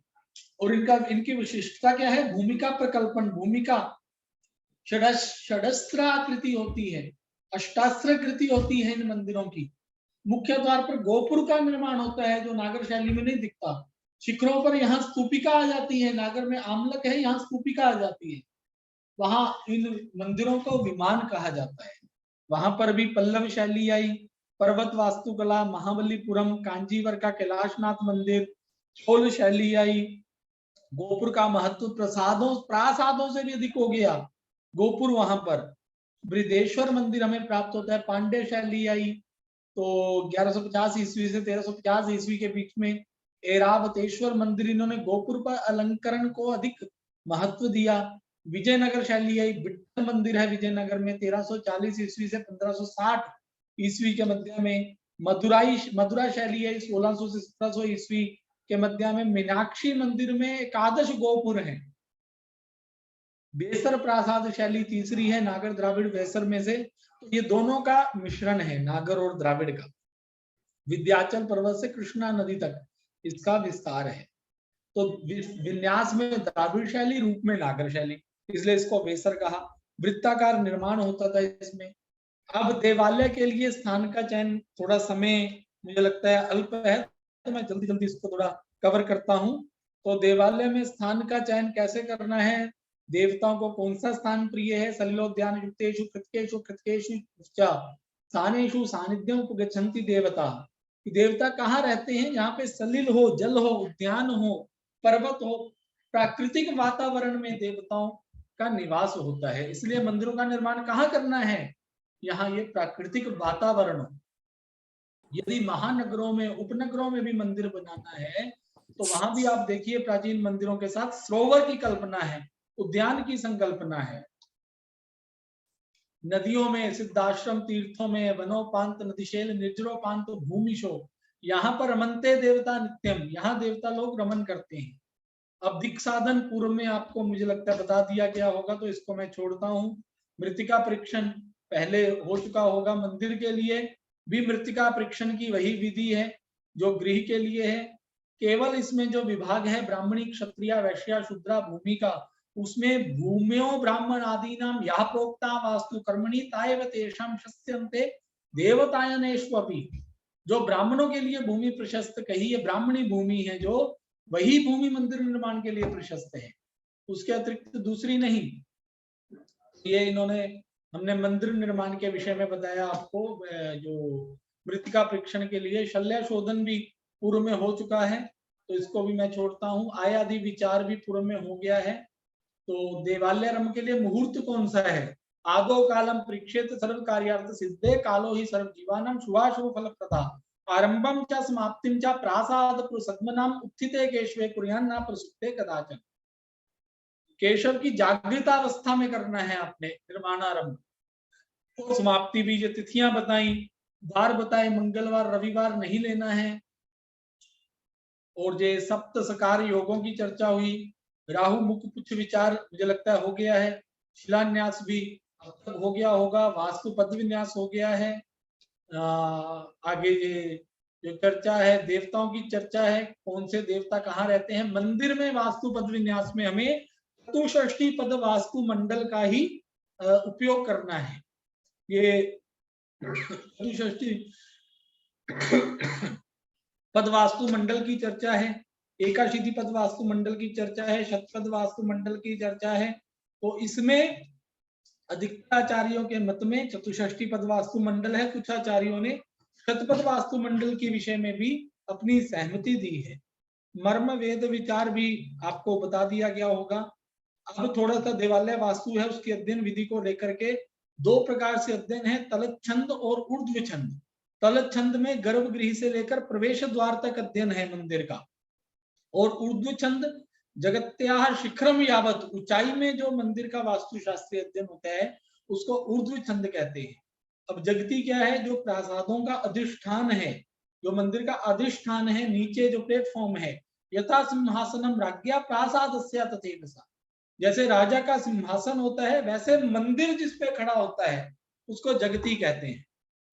आगे कहा प्रासादो लिंगम इत्युक्तो, प्रासाद तो लिंग है, जगती पीठम एवं, और जगती पीठिका है। और आगे जगती कैसी होगी, चतुरस्रायत, अष्टस्रायत, वृत्ता, वृत्तायत, ये 5 प्रकार की जगतियां बताई गई हैं। तो आगे प्रासाद के प्रतिमान से 3 गुणित चतुर्गुणित जगती हो सकती है। तो जगती के बारे में संक्षेप करता हूँ। ये जगती का चित्र आप देख सकते हैं। तो ये चित्र है। आगे ये जगती का मान बता रखा है, एक हाथ का प्रसाद हो तो एक हाथ की जगती, 2 से 4 हाथ का प्रसाद होने पर आधे आधे हाथ की वृद्धि होगी। तो उसके बाद जगती के थर मानों की चर्चा है, जो थर बने रहते हैं जगती के ऊपर उनकी चर्चा है। खरशिला की चर्चा है, जो जगती के ऊपर रहती है।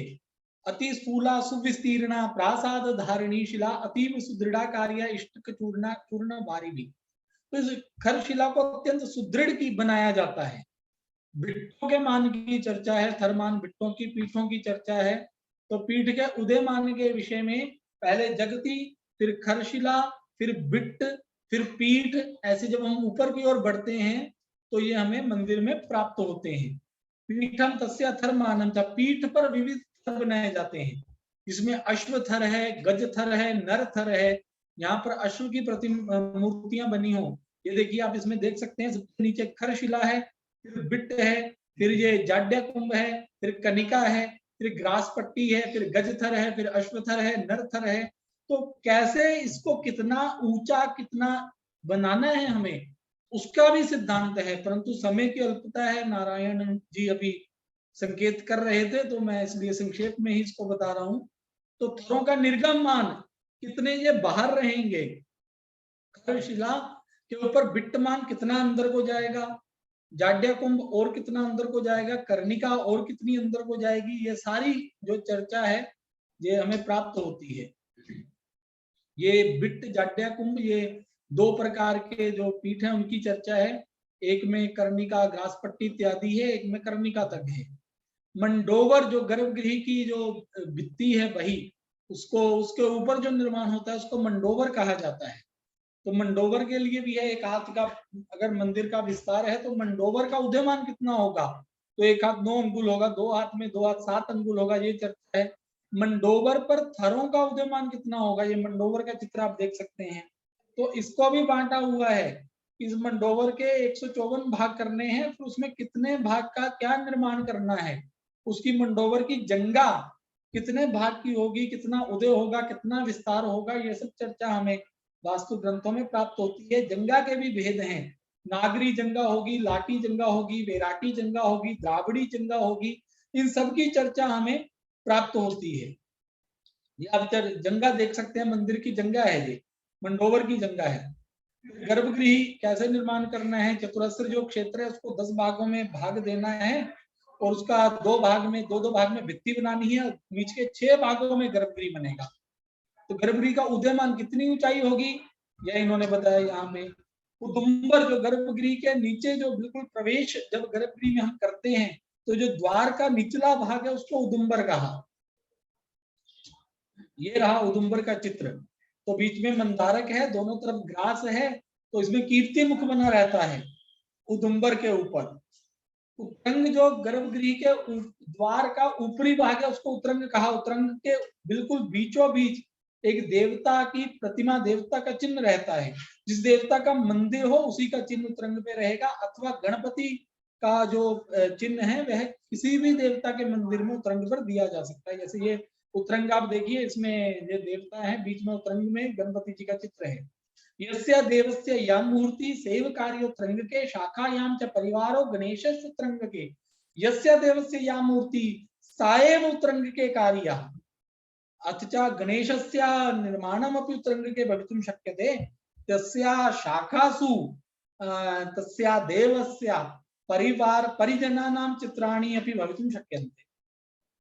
शिखर निर्माणम की चर्चा है, तो इसमें स्कंद है, नीचे वाले भाग को ऊपर वाला भाग नीचे वाला स्कंद हुआ, ऊपर से कितना छोटा होगा स्कंद से ऊपरी हिस्सा, तो ये चर्चा जहां में प्राप्त होती। कला रेखा की जाती है, ये कला रेखा है शिखर के ऊपर। उरुशिंग कितना बनाना है, उरुशिंगानी भद्रेस्यूर एकाधिग्र संख्या 13 ऊर्ध्वे सप्तादो लुप्तानी 14 के 13 बराबर भाग करने हैं हमें शिखर के, उसमें 7वें भाग तक उरुशिंग बनेगा। तो ये चर्चा में प्राप्त होती है। ध्वज विमर्श शब्द मिलता है, जो इंद्र ध्वज जो मंदिर के ऊपर अत्यंत महत्वपूर्ण है। इंद्र ध्वज ये आप चित्र देख सकते हैं, शिखर के पृष्ठ भाग पर इंद्र ध्वज के लिए ये निर्माण किया जाता है, उसका स्थान बनाया जाता है। और ध्वजा कितनी ऊंची होगी और उस ध्वजा का स्थान कैसा बनाना है, इतनी सूक्ष्म चर्चा हमारे आचार्यों ने की। मंडप की चर्चा, मंडप से अपर नाम देवायतनम है। तो मंडप जो आगे बनाया जाता है गर्भगृह के समक्ष, अंतराल है, अंतराल के बाद मुख मंडप है, मुख मंडप के बाद अर्ध मंडप है। मंडपों की चर्चा ये हमें प्राप्त होती है। आप चित्र देख सकते हैं इसमें, देखिए आप चित्र में गर्भगृह सबसे बाद में है, फिर अंतराल है, फिर कोली मंडप है, फिर गूढ़ मंडप है, फिर त्रिक मंडप है, फिर भोग मंडप है, फिर नृत्य मंडप है, फिर रंग मंडप है, फिर उसके बाद ये चौकी है, चतुष्किका है। तो ये एक मैप मंदिर का दिया गया है। मंडप के मान के विषय में, अगर मंदिर 2 हाथ तक का है तो उसमें चतुष्किका बनेगी, 3 हाथ का है तो 2 गुना मंडप होगा, 4 का है तो द्विपादोन गुणितम होगा। ये सब चर्चा थोड़ी विस्तृत चर्चा है, समय थोड़ा कम है तो इसलिए मैं इसको जल्दी जल्दी थोड़ा कर रहा हूँ। प्रतिमा विज्ञान ये बहुत महत्वपूर्ण विषय है। प्रमाणे स्थापिता देवा पूजाराश्च भवन्ति ते, जो देवता हैं वो प्रमाण में यदि स्थापित हो तभी वह पूज्य होते हैं, अगर प्रमाण में नहीं है तो वह पूजा के योग्य नहीं है। इतना महत्व प्रमाण का है मंदिर में। शिला की परीक्षा, जो मूर्ति बनानी है, प्रतिमा का निर्माण होगा, उसके निर्माण से पहले शिला परीक्षा होगी। एक वर्णा घना स्निग्धा आमूलाग्रा आर्ज्वान्विता गजघंटा रवा घोषा सा पुंशिला प्रकीर्तिता। कि जो शिलाएं हैं वो पुंशिला भी है, स्त्री शिला भी है। जो पुंशिला है उससे पुरुष देवताओं की प्रतिमा निर्माण होगी, जो स्त्री शिला है उससे मातृ देवताओं की प्रतिमा निर्माण होगी। तो कौन सी शिला पुंशिला है उसका हमें प्रमाण मिलता है, जो एक वर्ण की हो, घन हो, स्निग्ध हो, जो उसमें आर्द्र हो, ऋजुपन हो, जो उसकी गर्जना गंभीर हो, वो पुंशिला है। और स्त्री शिला कैसी होगी, जो स्थूल कृशाग्र हो, स्त्री शिला है। कांस्य ताल समध्वनि, जिसकी ध्वनि ऐसी हो, स्त्री शिला, उससे स्त्री देवताओं की प्रतिमा का निर्माण होगा। शिला भेदानुसार कर्म भेद यहाँ पे बताया इन्होंने। देव स्थापना क्रम आ गया कि देवताओं को कैसे स्थापित करना है, कौन गर्भगृह के अंदर, उसके कितने भाग करने हैं, कहाँ पर विष्णु देव प्रतिमा स्थापित होगी, कहाँ पर शिव की स्थापना होगी, कहाँ पर मातृ देवताओं की स्थापना होगी, ये चर्चा हमें प्राप्त होती है। ऊर्ध्वस्थ प्रतिमा का मान हमें प्राप्त होता है। अगर आसनस्थ प्रतिमा है, बैठी हुई प्रतिमा है, तो उसका मान अलग है, और जो खड़ी हुई प्रतिमा है उसका मान अलग है। तो द्वार मान से प्रतिमा मान का निर्धारण होगा। गर्भगृह का जो द्वार है वह कैसा, कितना ऊंचा, कितना विस्तृत है, उसी से गर्भगृह के अंदर प्रतिमा निर्मित की जाएगी, उसका प्रतिमा का ऊंचाई इत्यादि निर्धारित होगी। ये मान की चर्चा है। 8 परमाणु, 1 स्तरेणु, 8 स्तरेणु, 1 बालाग्र, 8 बालाग्र, 1 लिक्षा, 8 लिक्षा, 1 विपाट, जुटा, 1 यव, 8 यव, 1 अंगुल, 2 अंगुल, 1 कला, 24 अंगुल, 1 हाथ। जो मंदिर के अंदर देवता स्थापित हैं उनकी दृष्टि कहां पर होगी, यह सूक्ष्म चिंतन हमारे आचार्यों ने किया। अगर वहां मातृ देवता है तो उनकी दृष्टि वो कहां देखेंगी, मातृ देवताएं। अगर शिव की प्रतिमा है तो वो कहां देखेंगे, गणपति हैं तो वो कहां देखेंगे, विष्णु है तो वो कहां देखेंगे। ऐसा सूक्ष्म चिंतन हमें प्राप्त होता है। वेद विचार की किस देवता के आगे कौन से देवता की स्थापना नहीं करनी है, घर के अंदर कैसी प्रतिमा होगी, मंदिर में कैसी प्रतिमा होगी, प्रतिमा का जीर्णोद्धार विषय मत हमें प्राप्त होता है। तो ये प्रतिमा का स्वरूप, विश्वकर्मा की प्रतिमा कैसे होगी, राम ईश, ये सारी किस प्रकार से इनका स्वरूप होगा, किसके हाथ में कौन सा शस्त्र होगा, कौन सा अस्त्र होगा, कौन सा वाहन होगा, ये सब चर्चा हमें वास्तु ग्रंथों में मिलती है। अब देवालय वास्तु के विविध दोष हैं, तो उसमें स्थान चयन के दोष हैं, दिशा के दोष हैं, प्लवन के दोष हैं, भूमि के दोष हैं, मृतिका के दोष हैं, शल्य दोष हैं, आयादि दोष हैं, मूर्त दोष हैं। तो ये सब दोष हैं। राहु मुख कुछ खनन दोष हैं, शिलान्यास के दोष हैं, वास्तु पद विन्यास दोष हैं, मर्म वेद दोष हैं, द्वार दोष हैं, मान दोष हैं। त्रिदेव स्थापना, ब्रह्मा विष्णु शिव की अगर प्रतिमाओं का स्थापन करना है तो उसका क्या क्रम होगा, उसकी सूक्ष्म चर्चा हमारे आचार्यों ने की है। शिवालय के लिए विशेष विचार, गर्भगृह कौन सा दोषपूर्ण हो सकता है, और अंत में वास्तु शांति जो सर्वाधिक महत्वपूर्ण है, वो मंदिर के निर्माण के समय, मंदिर में जब उसकी संपन्नता हो जाए, निर्मित हो जाए, उसके समय, देव प्रतिमा प्रतिष्ठा के समय बारंबार वास्तु शांति का विधान है। तो ये उसमें कौन कौन से देवता किस मंडल में है उनको कैसे उनका पूजन करना है, इसकी विस्तृत चर्चा वास्तु शांति के अंतर्गत हमें प्राप्त होती है। तो इतना कह करके मैं अपनी वाणी को विराम देता हूँ। भवद्भिः मत्कृते अवसरोऽयं प्रदत्तः तदर्थम अहम भवतां धन्यवादं विज्ञापयामि। अस्माकं डॉक्टर कृष्ण कुमार भार्गव महोदयः अद्य सत्रस्य अस्य संचालकः डॉक्टर नारायणन नंपुथिरी महोदयः, अथ च चित्रंजन नायक महोदयः, अथ च ये के च अस्य कार्यक्रमस्य संयोजकाः सन्ति, अथ च ज्योतिषवास्तुशास्त्र विभागस्य अध्यक्षाः, समस्ताः प्राध्यापकाः, विश्वविद्यालयस्य कुलपतयः सर्वे कार्तज्ञ भाजकाः सन्ति। तैः मत्कृते अवसरोऽयं प्रदत्तः इत्युक्त्वा अहं स्वकीयां वाचम् अवसारयितुम् अभिलषामि। धन्यवादाः। नमो नमः। धन्यवादाः श्रीमन्। धार्मिकवास्तुनः मुख्यसिद्धान्ताः प्रायोगिकविधिश्च इति विषयं स्वीकृत्य अत्र डॉक्टर देशबन्धु शर्मा महोदयः अस्मान् उद्बोधितवन्तः। सचित्रं सरलतया संक्षिप्ततया कालस्य परिमितिरासीत् इति कारणेन क्षमां याचे, यतोहि पर्याप्तं समयं प्रदत्तुं वयं न शक्ताः अद्य इति। अतः तेभ्यः धन्यवादाः। अत्र केचन प्रश्नान् प्रष्टुमर्हन्ति इति मन्ये।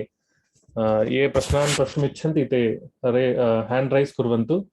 BH सूर्यप्रकाश महोदयः, ते किमपि प्रष्टुमिच्छन्ति? सूर्यप्रकाश महोदयः। अंशुल दुबे जी। जी सर, नमस्कार। जी पूछिए सर। पूछना था सर कि जैसे गोपुर को गोपुर क्यों कहते हैं और गोपुर इतना ऊंचा क्यों होता है कि मंदिर से भी ऊंचा होता है द्रविड़ शैली में?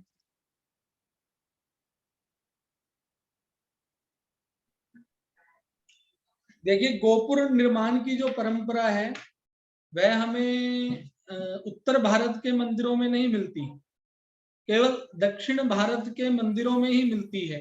यह एक शैली है मंदिर निर्माण की जो सर्वत्र दिखाई नहीं देती। जब मंदिर निर्माण की विविध शैलियों का विकास हुआ, जब वो विकसित हुई, तो प्रत्येक क्षेत्र में किसी एक भाग विशेष का विशेष विकास हमें प्राप्त होता है। तो उसी क्रम में जो गोपुर है, जो द्वार के ऊपर, प्रवेश द्वार के ऊपर बनाया जाता है, उसको इतना अधिक महत्व दिया जाने लगा क्योंकि वह एक प्रवेश है, उस देवता की तरफ जाने का आरंभ है। हम लोग जब मंदिर में प्रवेश करते हैं तो वह प्रवेश स्थान गोपुर ही है, तो इसलिए उसको गोपुर के कारण वो अधिक उसको विस्तार दिया गया, अधिक उसको उन्नति दी गई। कहीं कहीं गर्भगृह के ऊपर जो शिखर है उससे भी अधिक महत्व गोपुर को दिया गया। अब गोपुर को गोपुर क्यों कहा? हो सकता है कि इसका जो संबंध है वो कहीं ना कहीं गाय के जो सींग है उनके साथ हो, कि उसके कारण जिस प्रकार से वो उन्नत रहते हैं, तो इसको भी वैसे ही उन्नति प्रदान की गई। जी सर, मैं पूछ सकता हूँ? मैं सूर्य प्रकाश बोल रहा हूँ हैदराबाद से। पूछिए सर। जी सर। सर, ये आपकी वाणी और आपका ज्ञान दोनों सुनकर हम तो मंत्रमुग्ध हो गए। मैं अपनी जगह से 1 इंच भी नहीं हिल पाया। तो मेरे छोटे छोटे 2 प्रश्न हैं सर। जी। एक, मंदिर निर्माण के संबंध में अभी आपने बताया कि नागर शैली और द्रविड़ शैली, ये 2 अलग अलग शैलियों के बारे में बताया। इसमें आपने गोपुर और कला रेखा से संबंधित प्रश्न है। तो जहां तक नागर शैली का सवाल है, तो गोपुर हमने देखा है कि नुकीला और ऊंचा होता है, जबकि द्राविड़ शैली में गोपुर जो है नुकीले न होकर एक चौड़े आकार में होते हैं। इसका कोई मुख्य कारण है सर?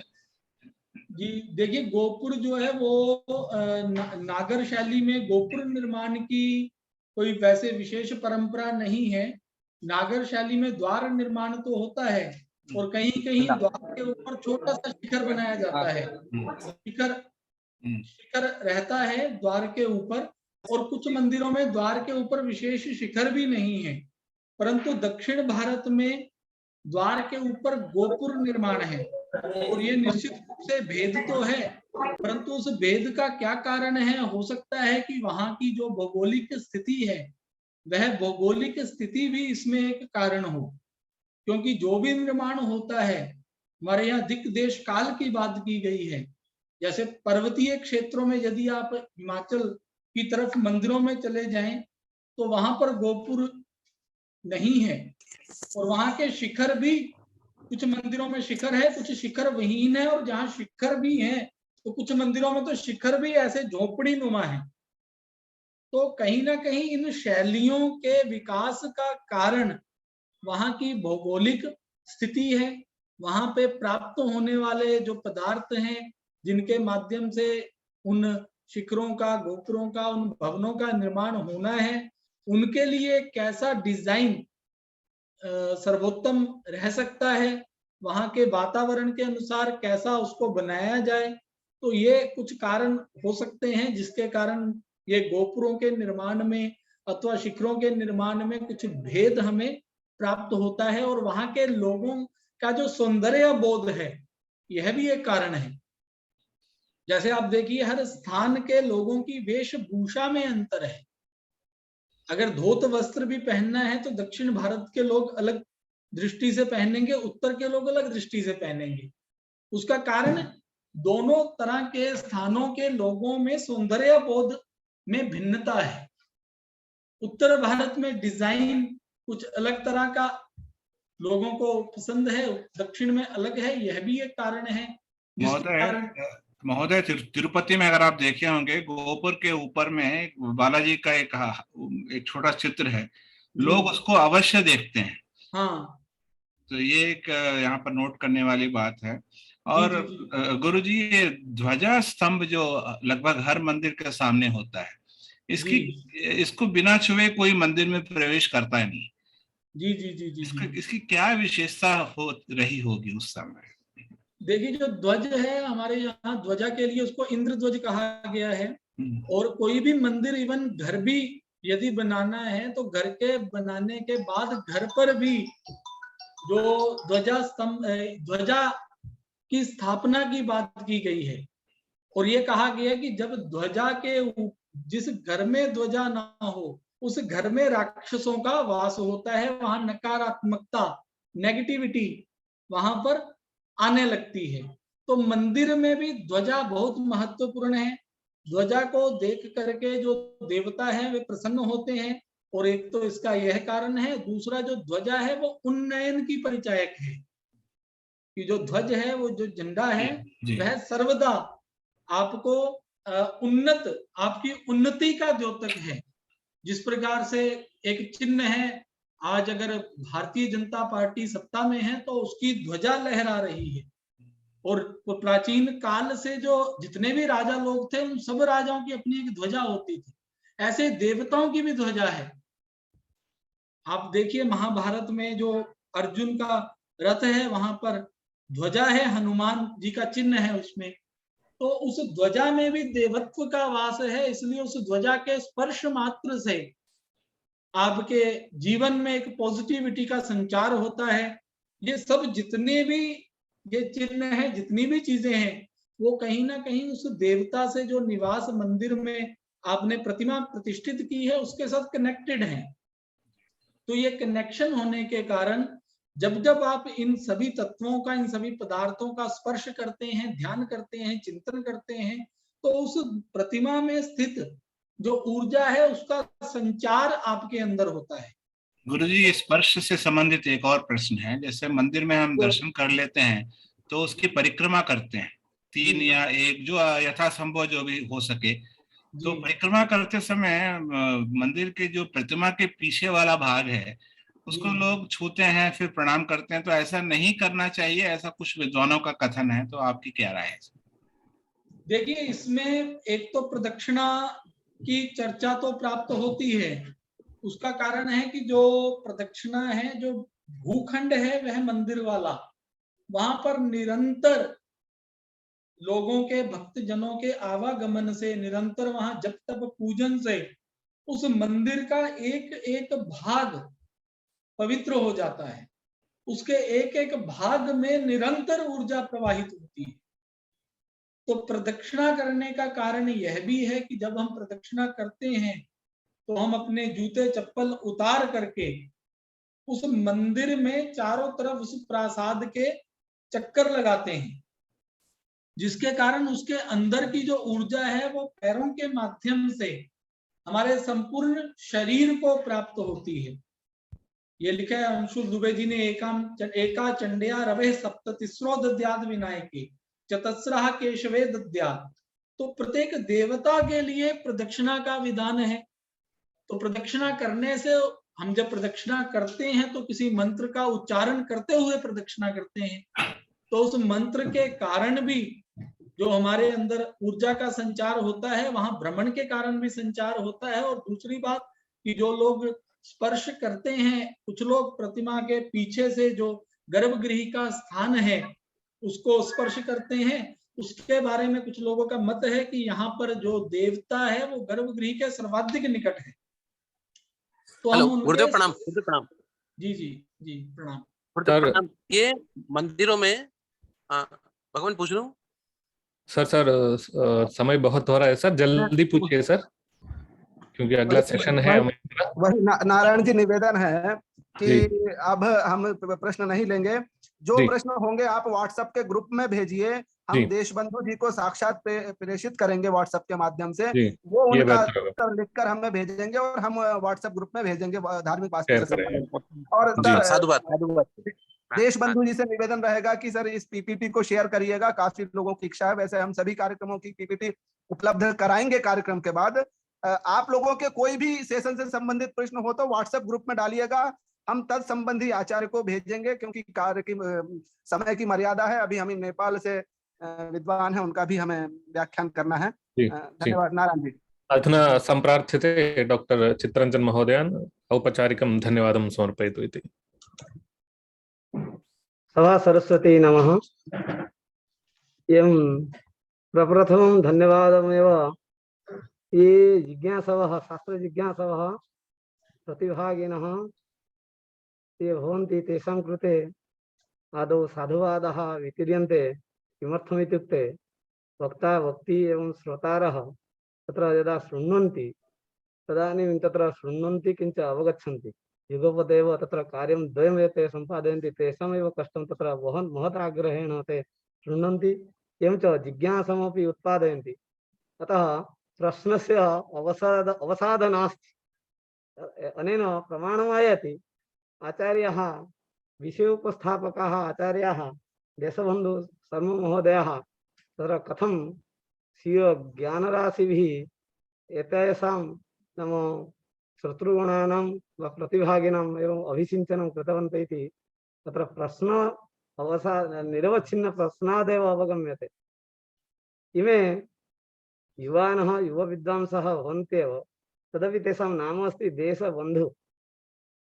मया तथा एवं व्याख्या अपि मनसि स्फुरति, तत्र देशबन्धु नास्ति। अद्यतन विषयानुसारं तत्र देश धर्म, यतोहि आर्यावर्ताख्यं ऋषिक्षेत्र अस्ति भारत भूभागः, तत्र देश धर्म विदधुः धारणकर्ता तथा देशस्य धर्म धारणकः इति वक्तुमपि शक्यते। तेन देश धर्म विदधुः देशबन्धुः इति एवं तत्र संक्षेपेण अहं वदामि। अतः एतेषां महानुभावानां कृते अवसरेऽस्मिन् अहं हार्दं कार्तज्ञकुसुमाञ्जलिं धन्यवादार्पणं च अभिविनज्मि। अत्र विषयः वर्तते, एवं तत्र वदन्ति गोपुरं विषये। तत्र संक्षेपेण समापयामि। दक्षिणभारते आगम वैखानस आगम विधि द्वारा एवं तत्र एतद् निर्मितं वर्तते। तत्र द्वारविशेषः गोपुरविशेषः अधिकः वर्तते।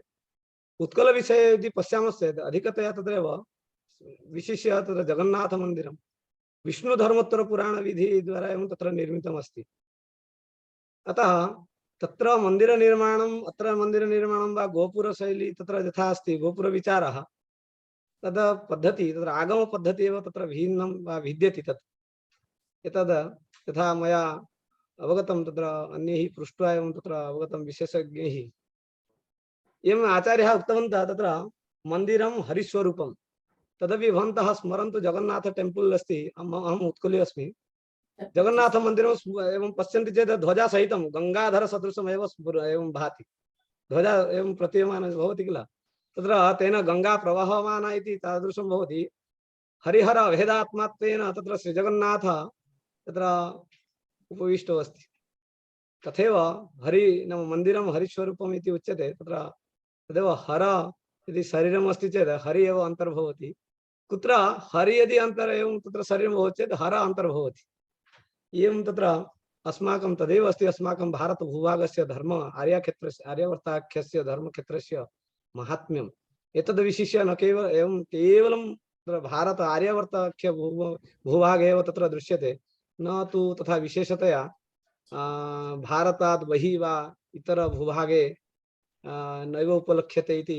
एवं वयम् अवश्यं एवं अस्माभिः एवं वयम् अवश्यं चिन्तयामः एवं अवश्यं मन्तव्यमेव तथा अस्ति मन्तव्यम् इत्युक्ते गोचरेव भवति तस्मात् अतः अवसरेऽस्मिन् अत्र पुण्य एवं धार्मिक वास्तुविषये विचारः जातः अवश्यं वयम् एतत् श्रुत्वा अस्माकं धर्म अपि अस्माकं स्वीय धर्म अपि प्रतिवर्धितवन्तः इति अहम् आत्मानं विचिन्त्य मध्यां वाणीम् अवसादयामि अस्माकं ये महान्तः भवन्ति मम मित्रमणयः डॉक्टर अस्य विभागस्य अध्यापकाः डॉक्टर वी नारायण नंवेदरी महोदयः मम मित्रमणयः तेषां कृते अपि अहं भूयो भूयो धन्यवादान् अभिव्यज्य अग्रिम ये अध्यापकाः सन्ति विषयोपस्थापकाः तेषां कृते अपि अहं स्वागतवचांसि वितनोमि सर्वेभ्यः नमांसि धन्यवादः।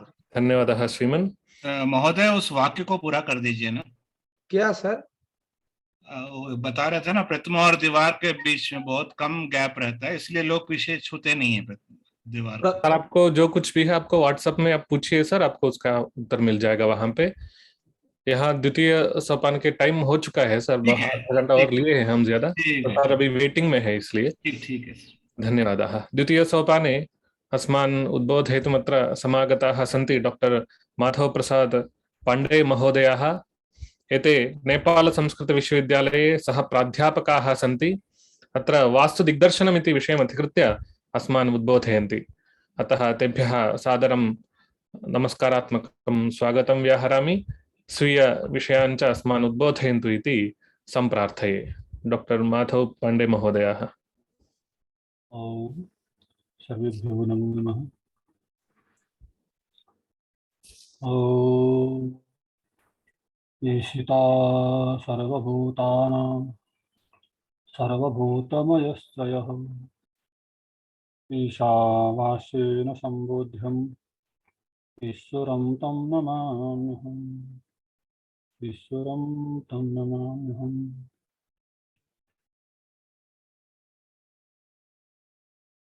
राष्ट्रीय संस्कृत विश्वविद्यालय तिरुपतिस्थ ज्योतिष वास्तु विभागेन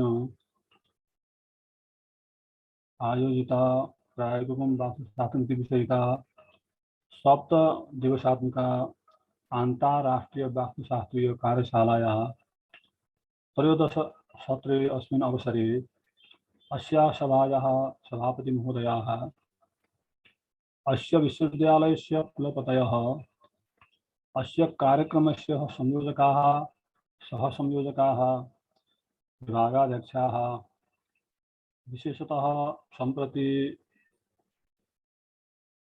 मम कृते अस्मिन् कार्यक्रमे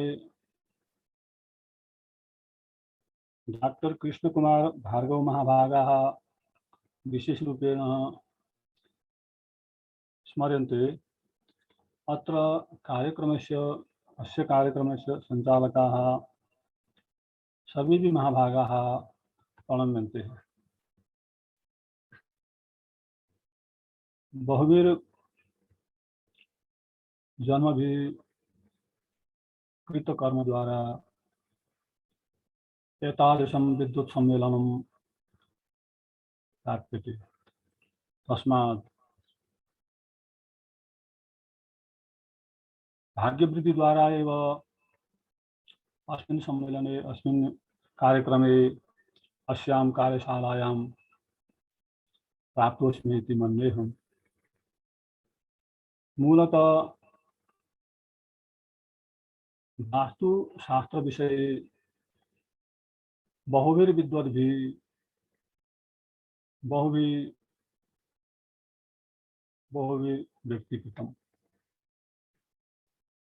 अत्र मूलतः अस्माकं मूलस्वरूपं किमस्ति अत्र ध्यातव्यं भवति।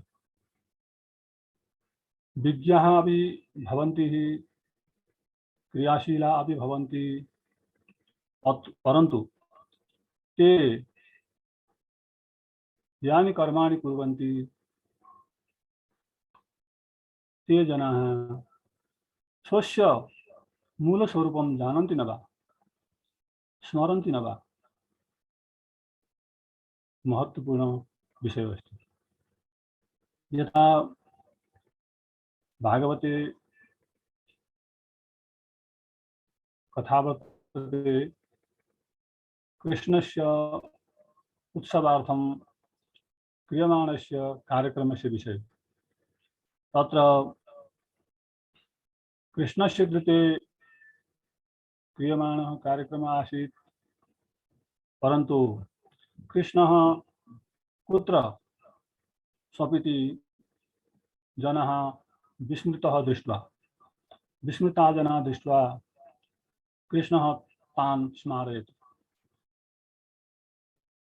शकटासुर उद्धारमाध्यमेन। तथैव वयमपि विविधानि शास्त्राणि अध्ययनं कृत्वा तस्य प्रयोगं च विधाय जीवनं यापनं कुर्वन् सन् यस्य शास्त्रस्य अध्ययनं विद्यमानं वर्तते तस्य शास्त्रस्य मूलस्वरूपं कुत्र अस्ति, तस्य स्वरूपं किम् इति विषये ध्यातव्यं भवति। तस्मात् सर्वविधानां शास्त्राणां मूलस्वरूपरूपेण वेदाः सन्ति चेत् तर्हि शास्त्राणि वेदाङ्गत्वेन सन्ति। तस्मात् यैः वेदाङ्गैः यं वेदं पोषयति तत्पोषणकृते शास्त्रविधिभिः यानि कर्माणि क्रियन्ते तत्र तेषां शास्त्राणां संयोजनं सम्बद्धवेदैः सह वा कर्तव्यं भवति। यथा वेदाङ्गत्वेन वयं जानीम, वेदाङ्गत्वेन यानि शास्त्राणि सन्ति तत्र मूलतः वेदः, ब्राह्मणः, आरण्यकः, उपनिषद, सूत्रग्रन्थ, वेदाङ्गं, पुराण, उपपुराणानि, रामायण, महाभारतादिकम् अस्माकं शास्त्रपरम्परा। अतः प्रत्येकस्य विषयस्य वेदाङ्गस्य च सम्बन्धो वेदैः सह भवति। एतदर्थम् अध्ययने अनुसन्धाने च सम्बद्धवेदेन सह तस्य सम्बन्धः स्थापनीयो भवति।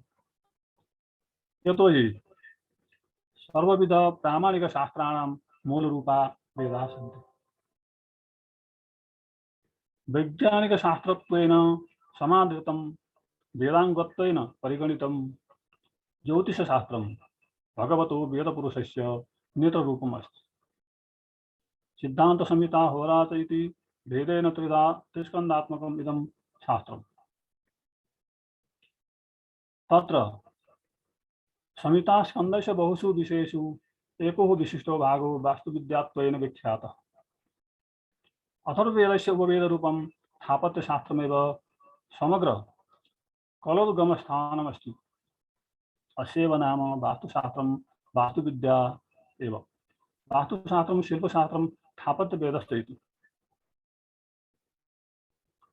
भारतवर्षीय दृष्ट्या वास्तुनिर्माणं न केवलं निर्मितमात्रं भवनमात्रं वा, अपितु तस्य धर्म अर्थ काम मोक्षाणां पुरुषार्थ साधकानां कृते वास्तुः महत्त्वम् अस्ति।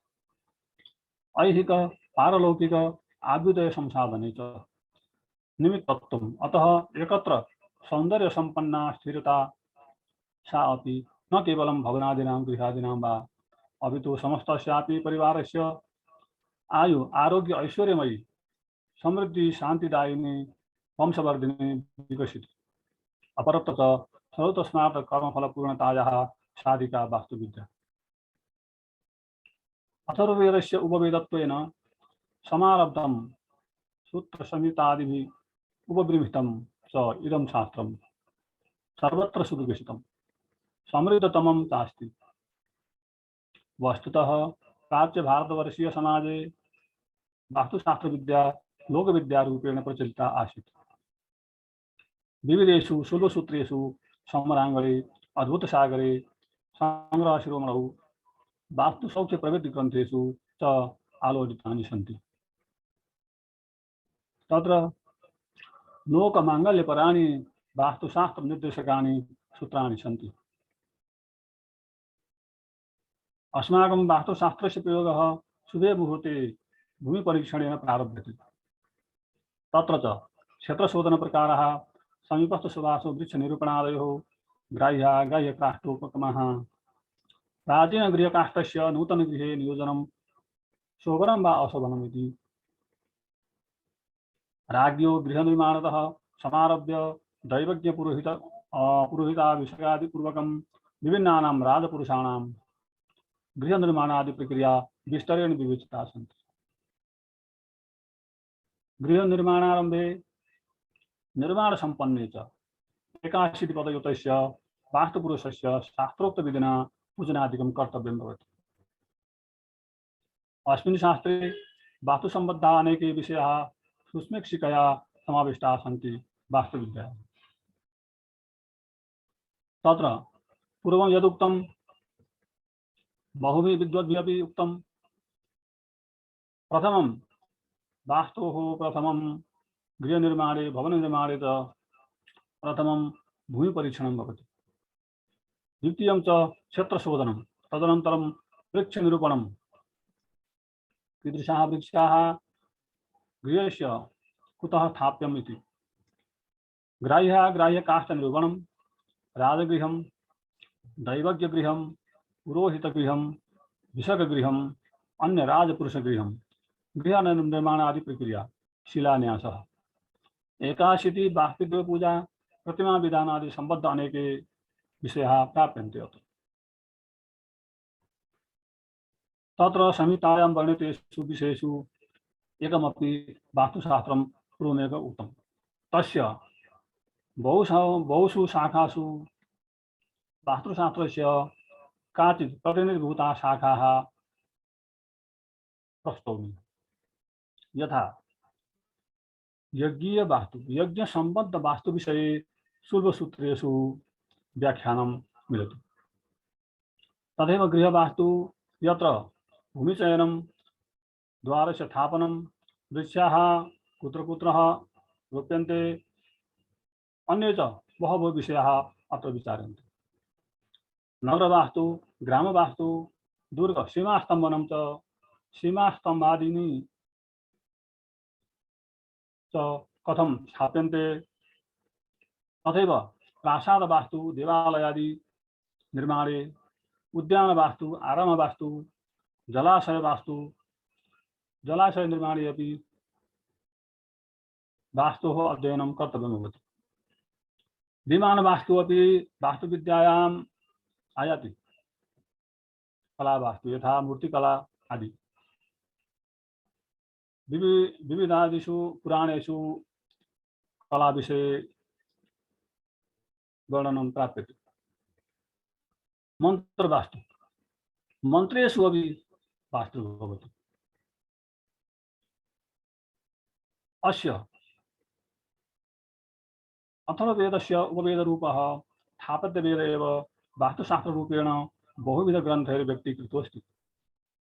तत्र केचित् प्रतिनिधिभूताः स्रोतग्रन्थाः सन्ति। यथा प्रथमं तु अथर्ववेद एव अस्माकं वास्तुशास्त्रस्य मूलस्वरूपम्।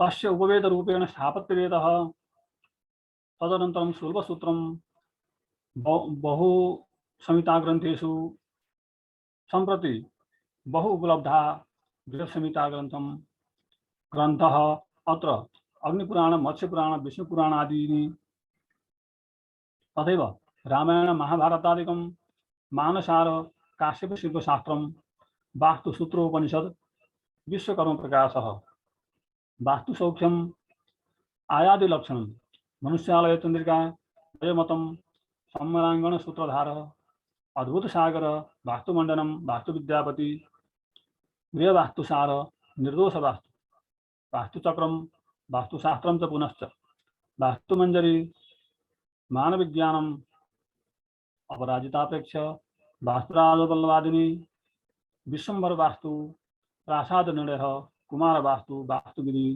वास्तुरत्नावली वास्तुतिलकम वास्तु पद्धति बृहद वास्तुमाला संग्रह शिरोमणि चैते ग्रंथा प्रतिनिधिभूता एव सन्ति।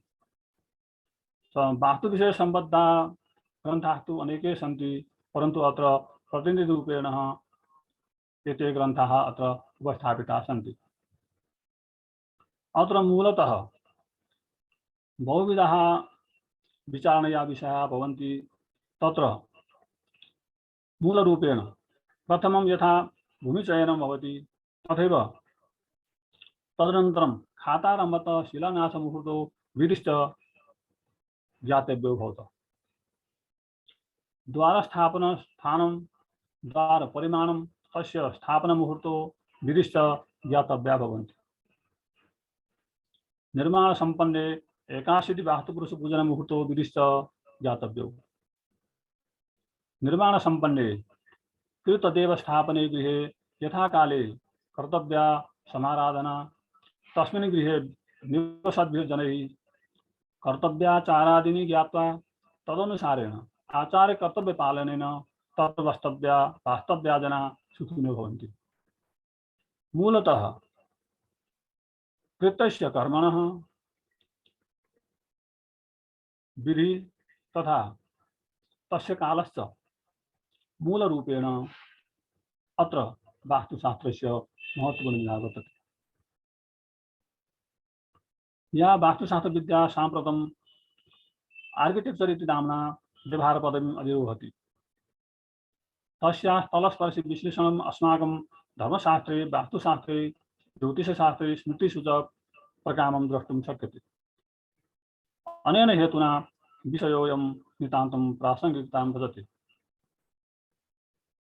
अत्र वास्तुः विषये तथा च तस्य निर्माणे मुहूर्तस्य महत्ता दृश्यते। अत्र गृहनिर्माणे भवननिर्माणे मुहूर्तस्य महत्ता परिवर्तते। दुष्टकाले निर्मितगृहे भूतबाधा सन्ततिबाधा रोगवृद्धि दरिद्रता प्रभृति दुर्लक्षणानि दृश्यन्ते। तस्मात् शुभमुहूर्तेषु एव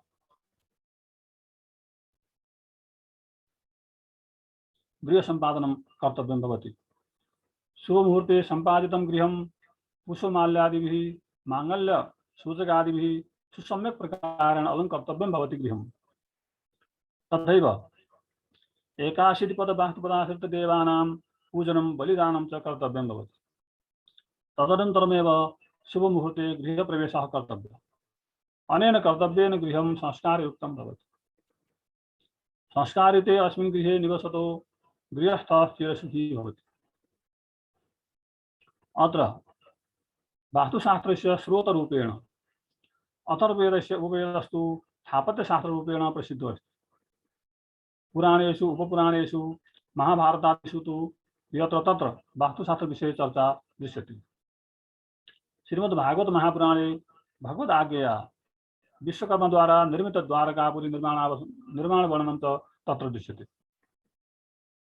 अग्निपुराणे प्रासाद निर्माणे भूमि परीक्षण संबद्ध नियम वर्णनं कृतमस्ति। तथैव मत्स्यपुराणे वास्तुशास्त्राचार्याणां नामानि प्राप्यन्ते।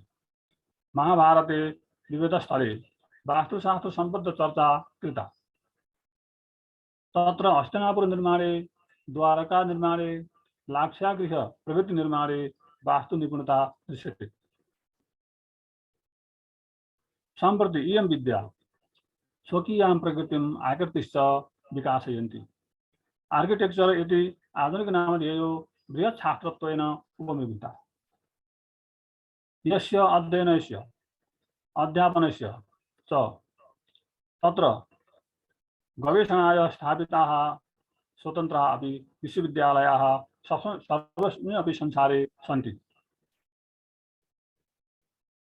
अस्मिन्नेव प्रसंगे नेपाल संस्कृत विश्वविद्यालय नेपाल देशस्थ नेपाल संस्कृत विश्वविद्यालयः सम्प्रति प्रचलित आर्किटेक्चर इंजीनियरिंग कार्यक्रमे अस्माकं राज्य स्थापत्य शास्त्र संबद्ध विषयं समावेश्य स्नातकोत्तर कार्यक्रम संचालनार्थं पाठ्यक्रम निर्माणं कुर्वन् अस्ति।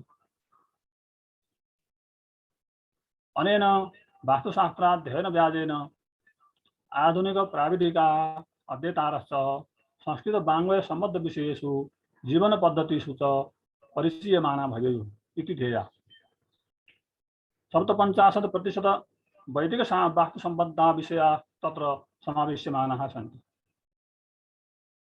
अत्र छात्राः संस्कृतं ज्योतिषं तत्संबद्धं मुहूर्तशास्त्रं तथा एभिः सह वास्तुशास्त्रं जानीयुः इति ध्येया प्रस्तुत पाठ्यक्रमे एते विषयाः समावेश्यमानाः सन्ति।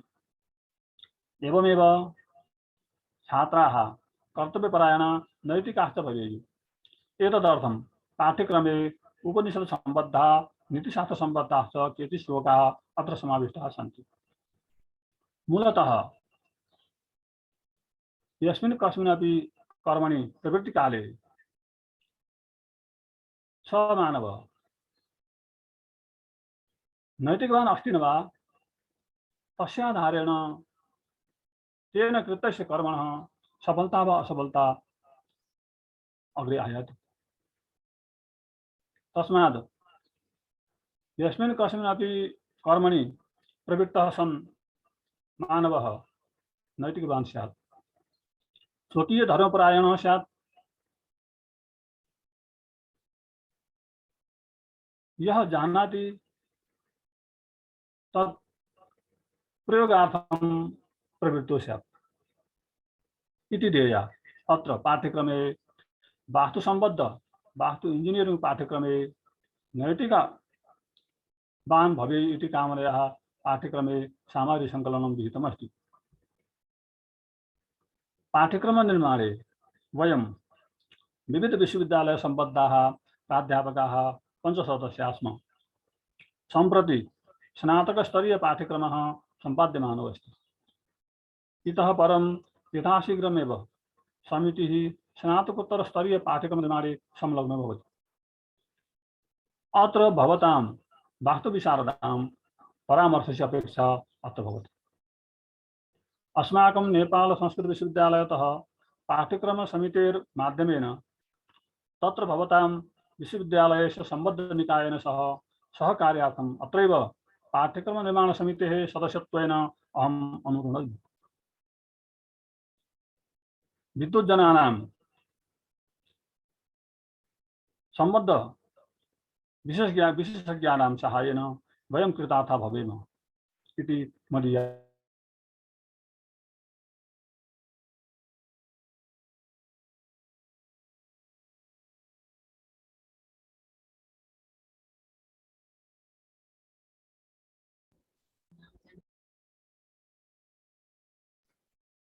Hello sir.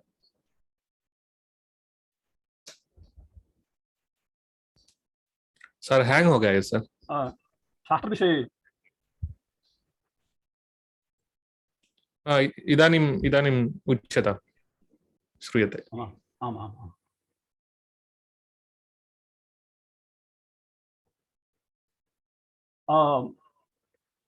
विद्वद्भिः यदुक्तं तत्र द्विविध समस्या दृश्यते। एकः पक्षः अस्ति शास्त्र संबद्ध नियमेन एव आबद्धो भवेम, तदनुसारेण कर्म कर्तव्यं भवति इति एकः पक्षः। अपरः पक्षः अस्ति, अपरः पक्षः किञ्चित् ज्ञात्वा तस्य प्रयोगं विधाय बहूनि द्रव्याणि प्राप्तुं शक्नुमः इति ध्येयेन कार्यं कुर्वन्ति। केचित् सन्ति ज्ञात्वा अपि शास्त्रविरुद्धानि कर्माणि कुर्वन्ति। तस्मात्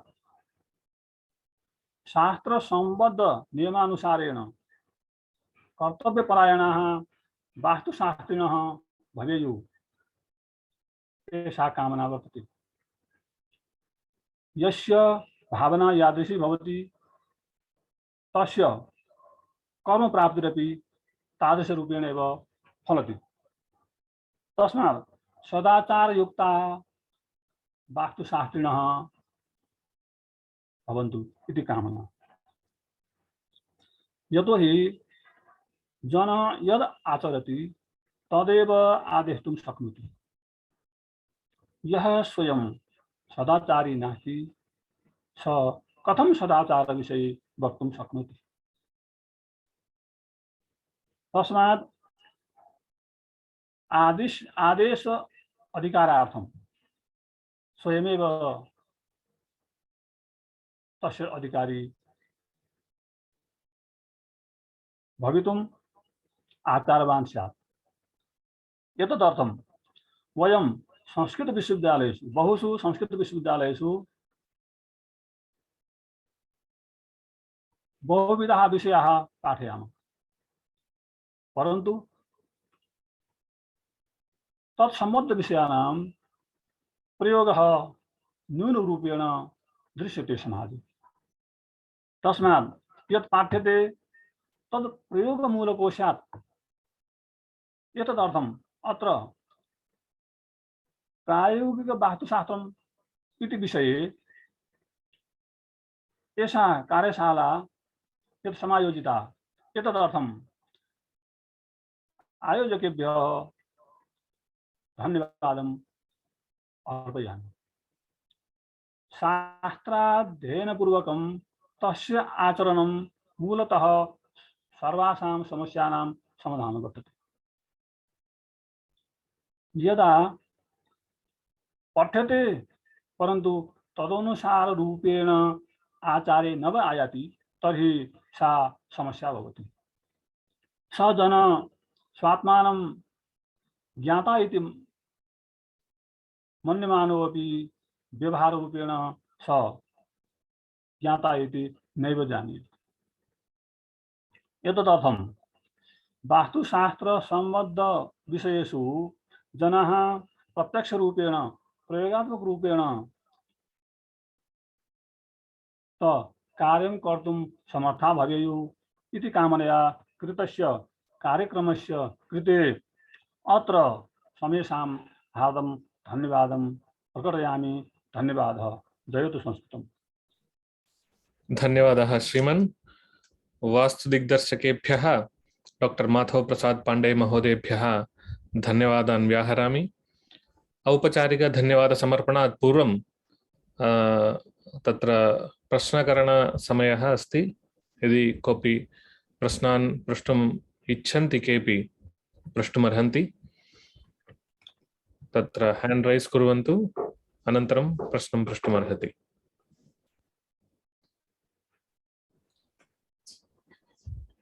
न केषामपि संशयः इति मन्ये श्रीमन्। तत्र श्रोतृभ्यः आगतेभ्यः एका सूचना अस्ति। इदानीम् अटेंडेंस लिंक अत्र चैट बॉक्स मध्ये प्रेषितमस्ति। तेन साकम् एकं फीडबैक फॉर्म लिंक अपि प्रेष्यते। तत्र स्वकीय विवरं सर्वं दत्त्वा 100 वाक्येषु अस्याः कार्यशालायाः विषये अपि भवन्तः स्वीयमतिं स्वीय अभिप्रायान् प्रकटयितुम् अर्हन्ति। अतः कृपया तदपि कुर्वन्तु।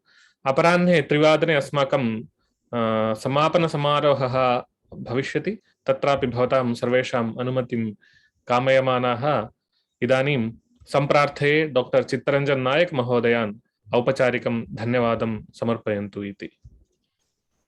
एवं सभा सरस्वती नमः। अत्र ये श्रोतृगणाः प्रतिभागिनः सन्ति ते तु पुनः पुनः धन्यवादाः एवं धन्यवादाश्च वितीयन्ते। अत्र विशेषरूपेण ये सन्ति माधवराव शर्मा महोदयाः,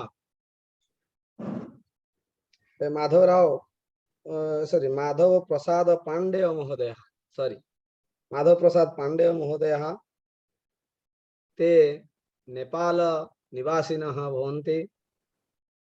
नेपाल निवासिनः इत्युक्ते भारत भूभागस्य अभिन्नाङ्गत्वेन तदपि वर्तन्ते, तदपि अन्ताराष्ट्रीयपि विचारः क्रियते।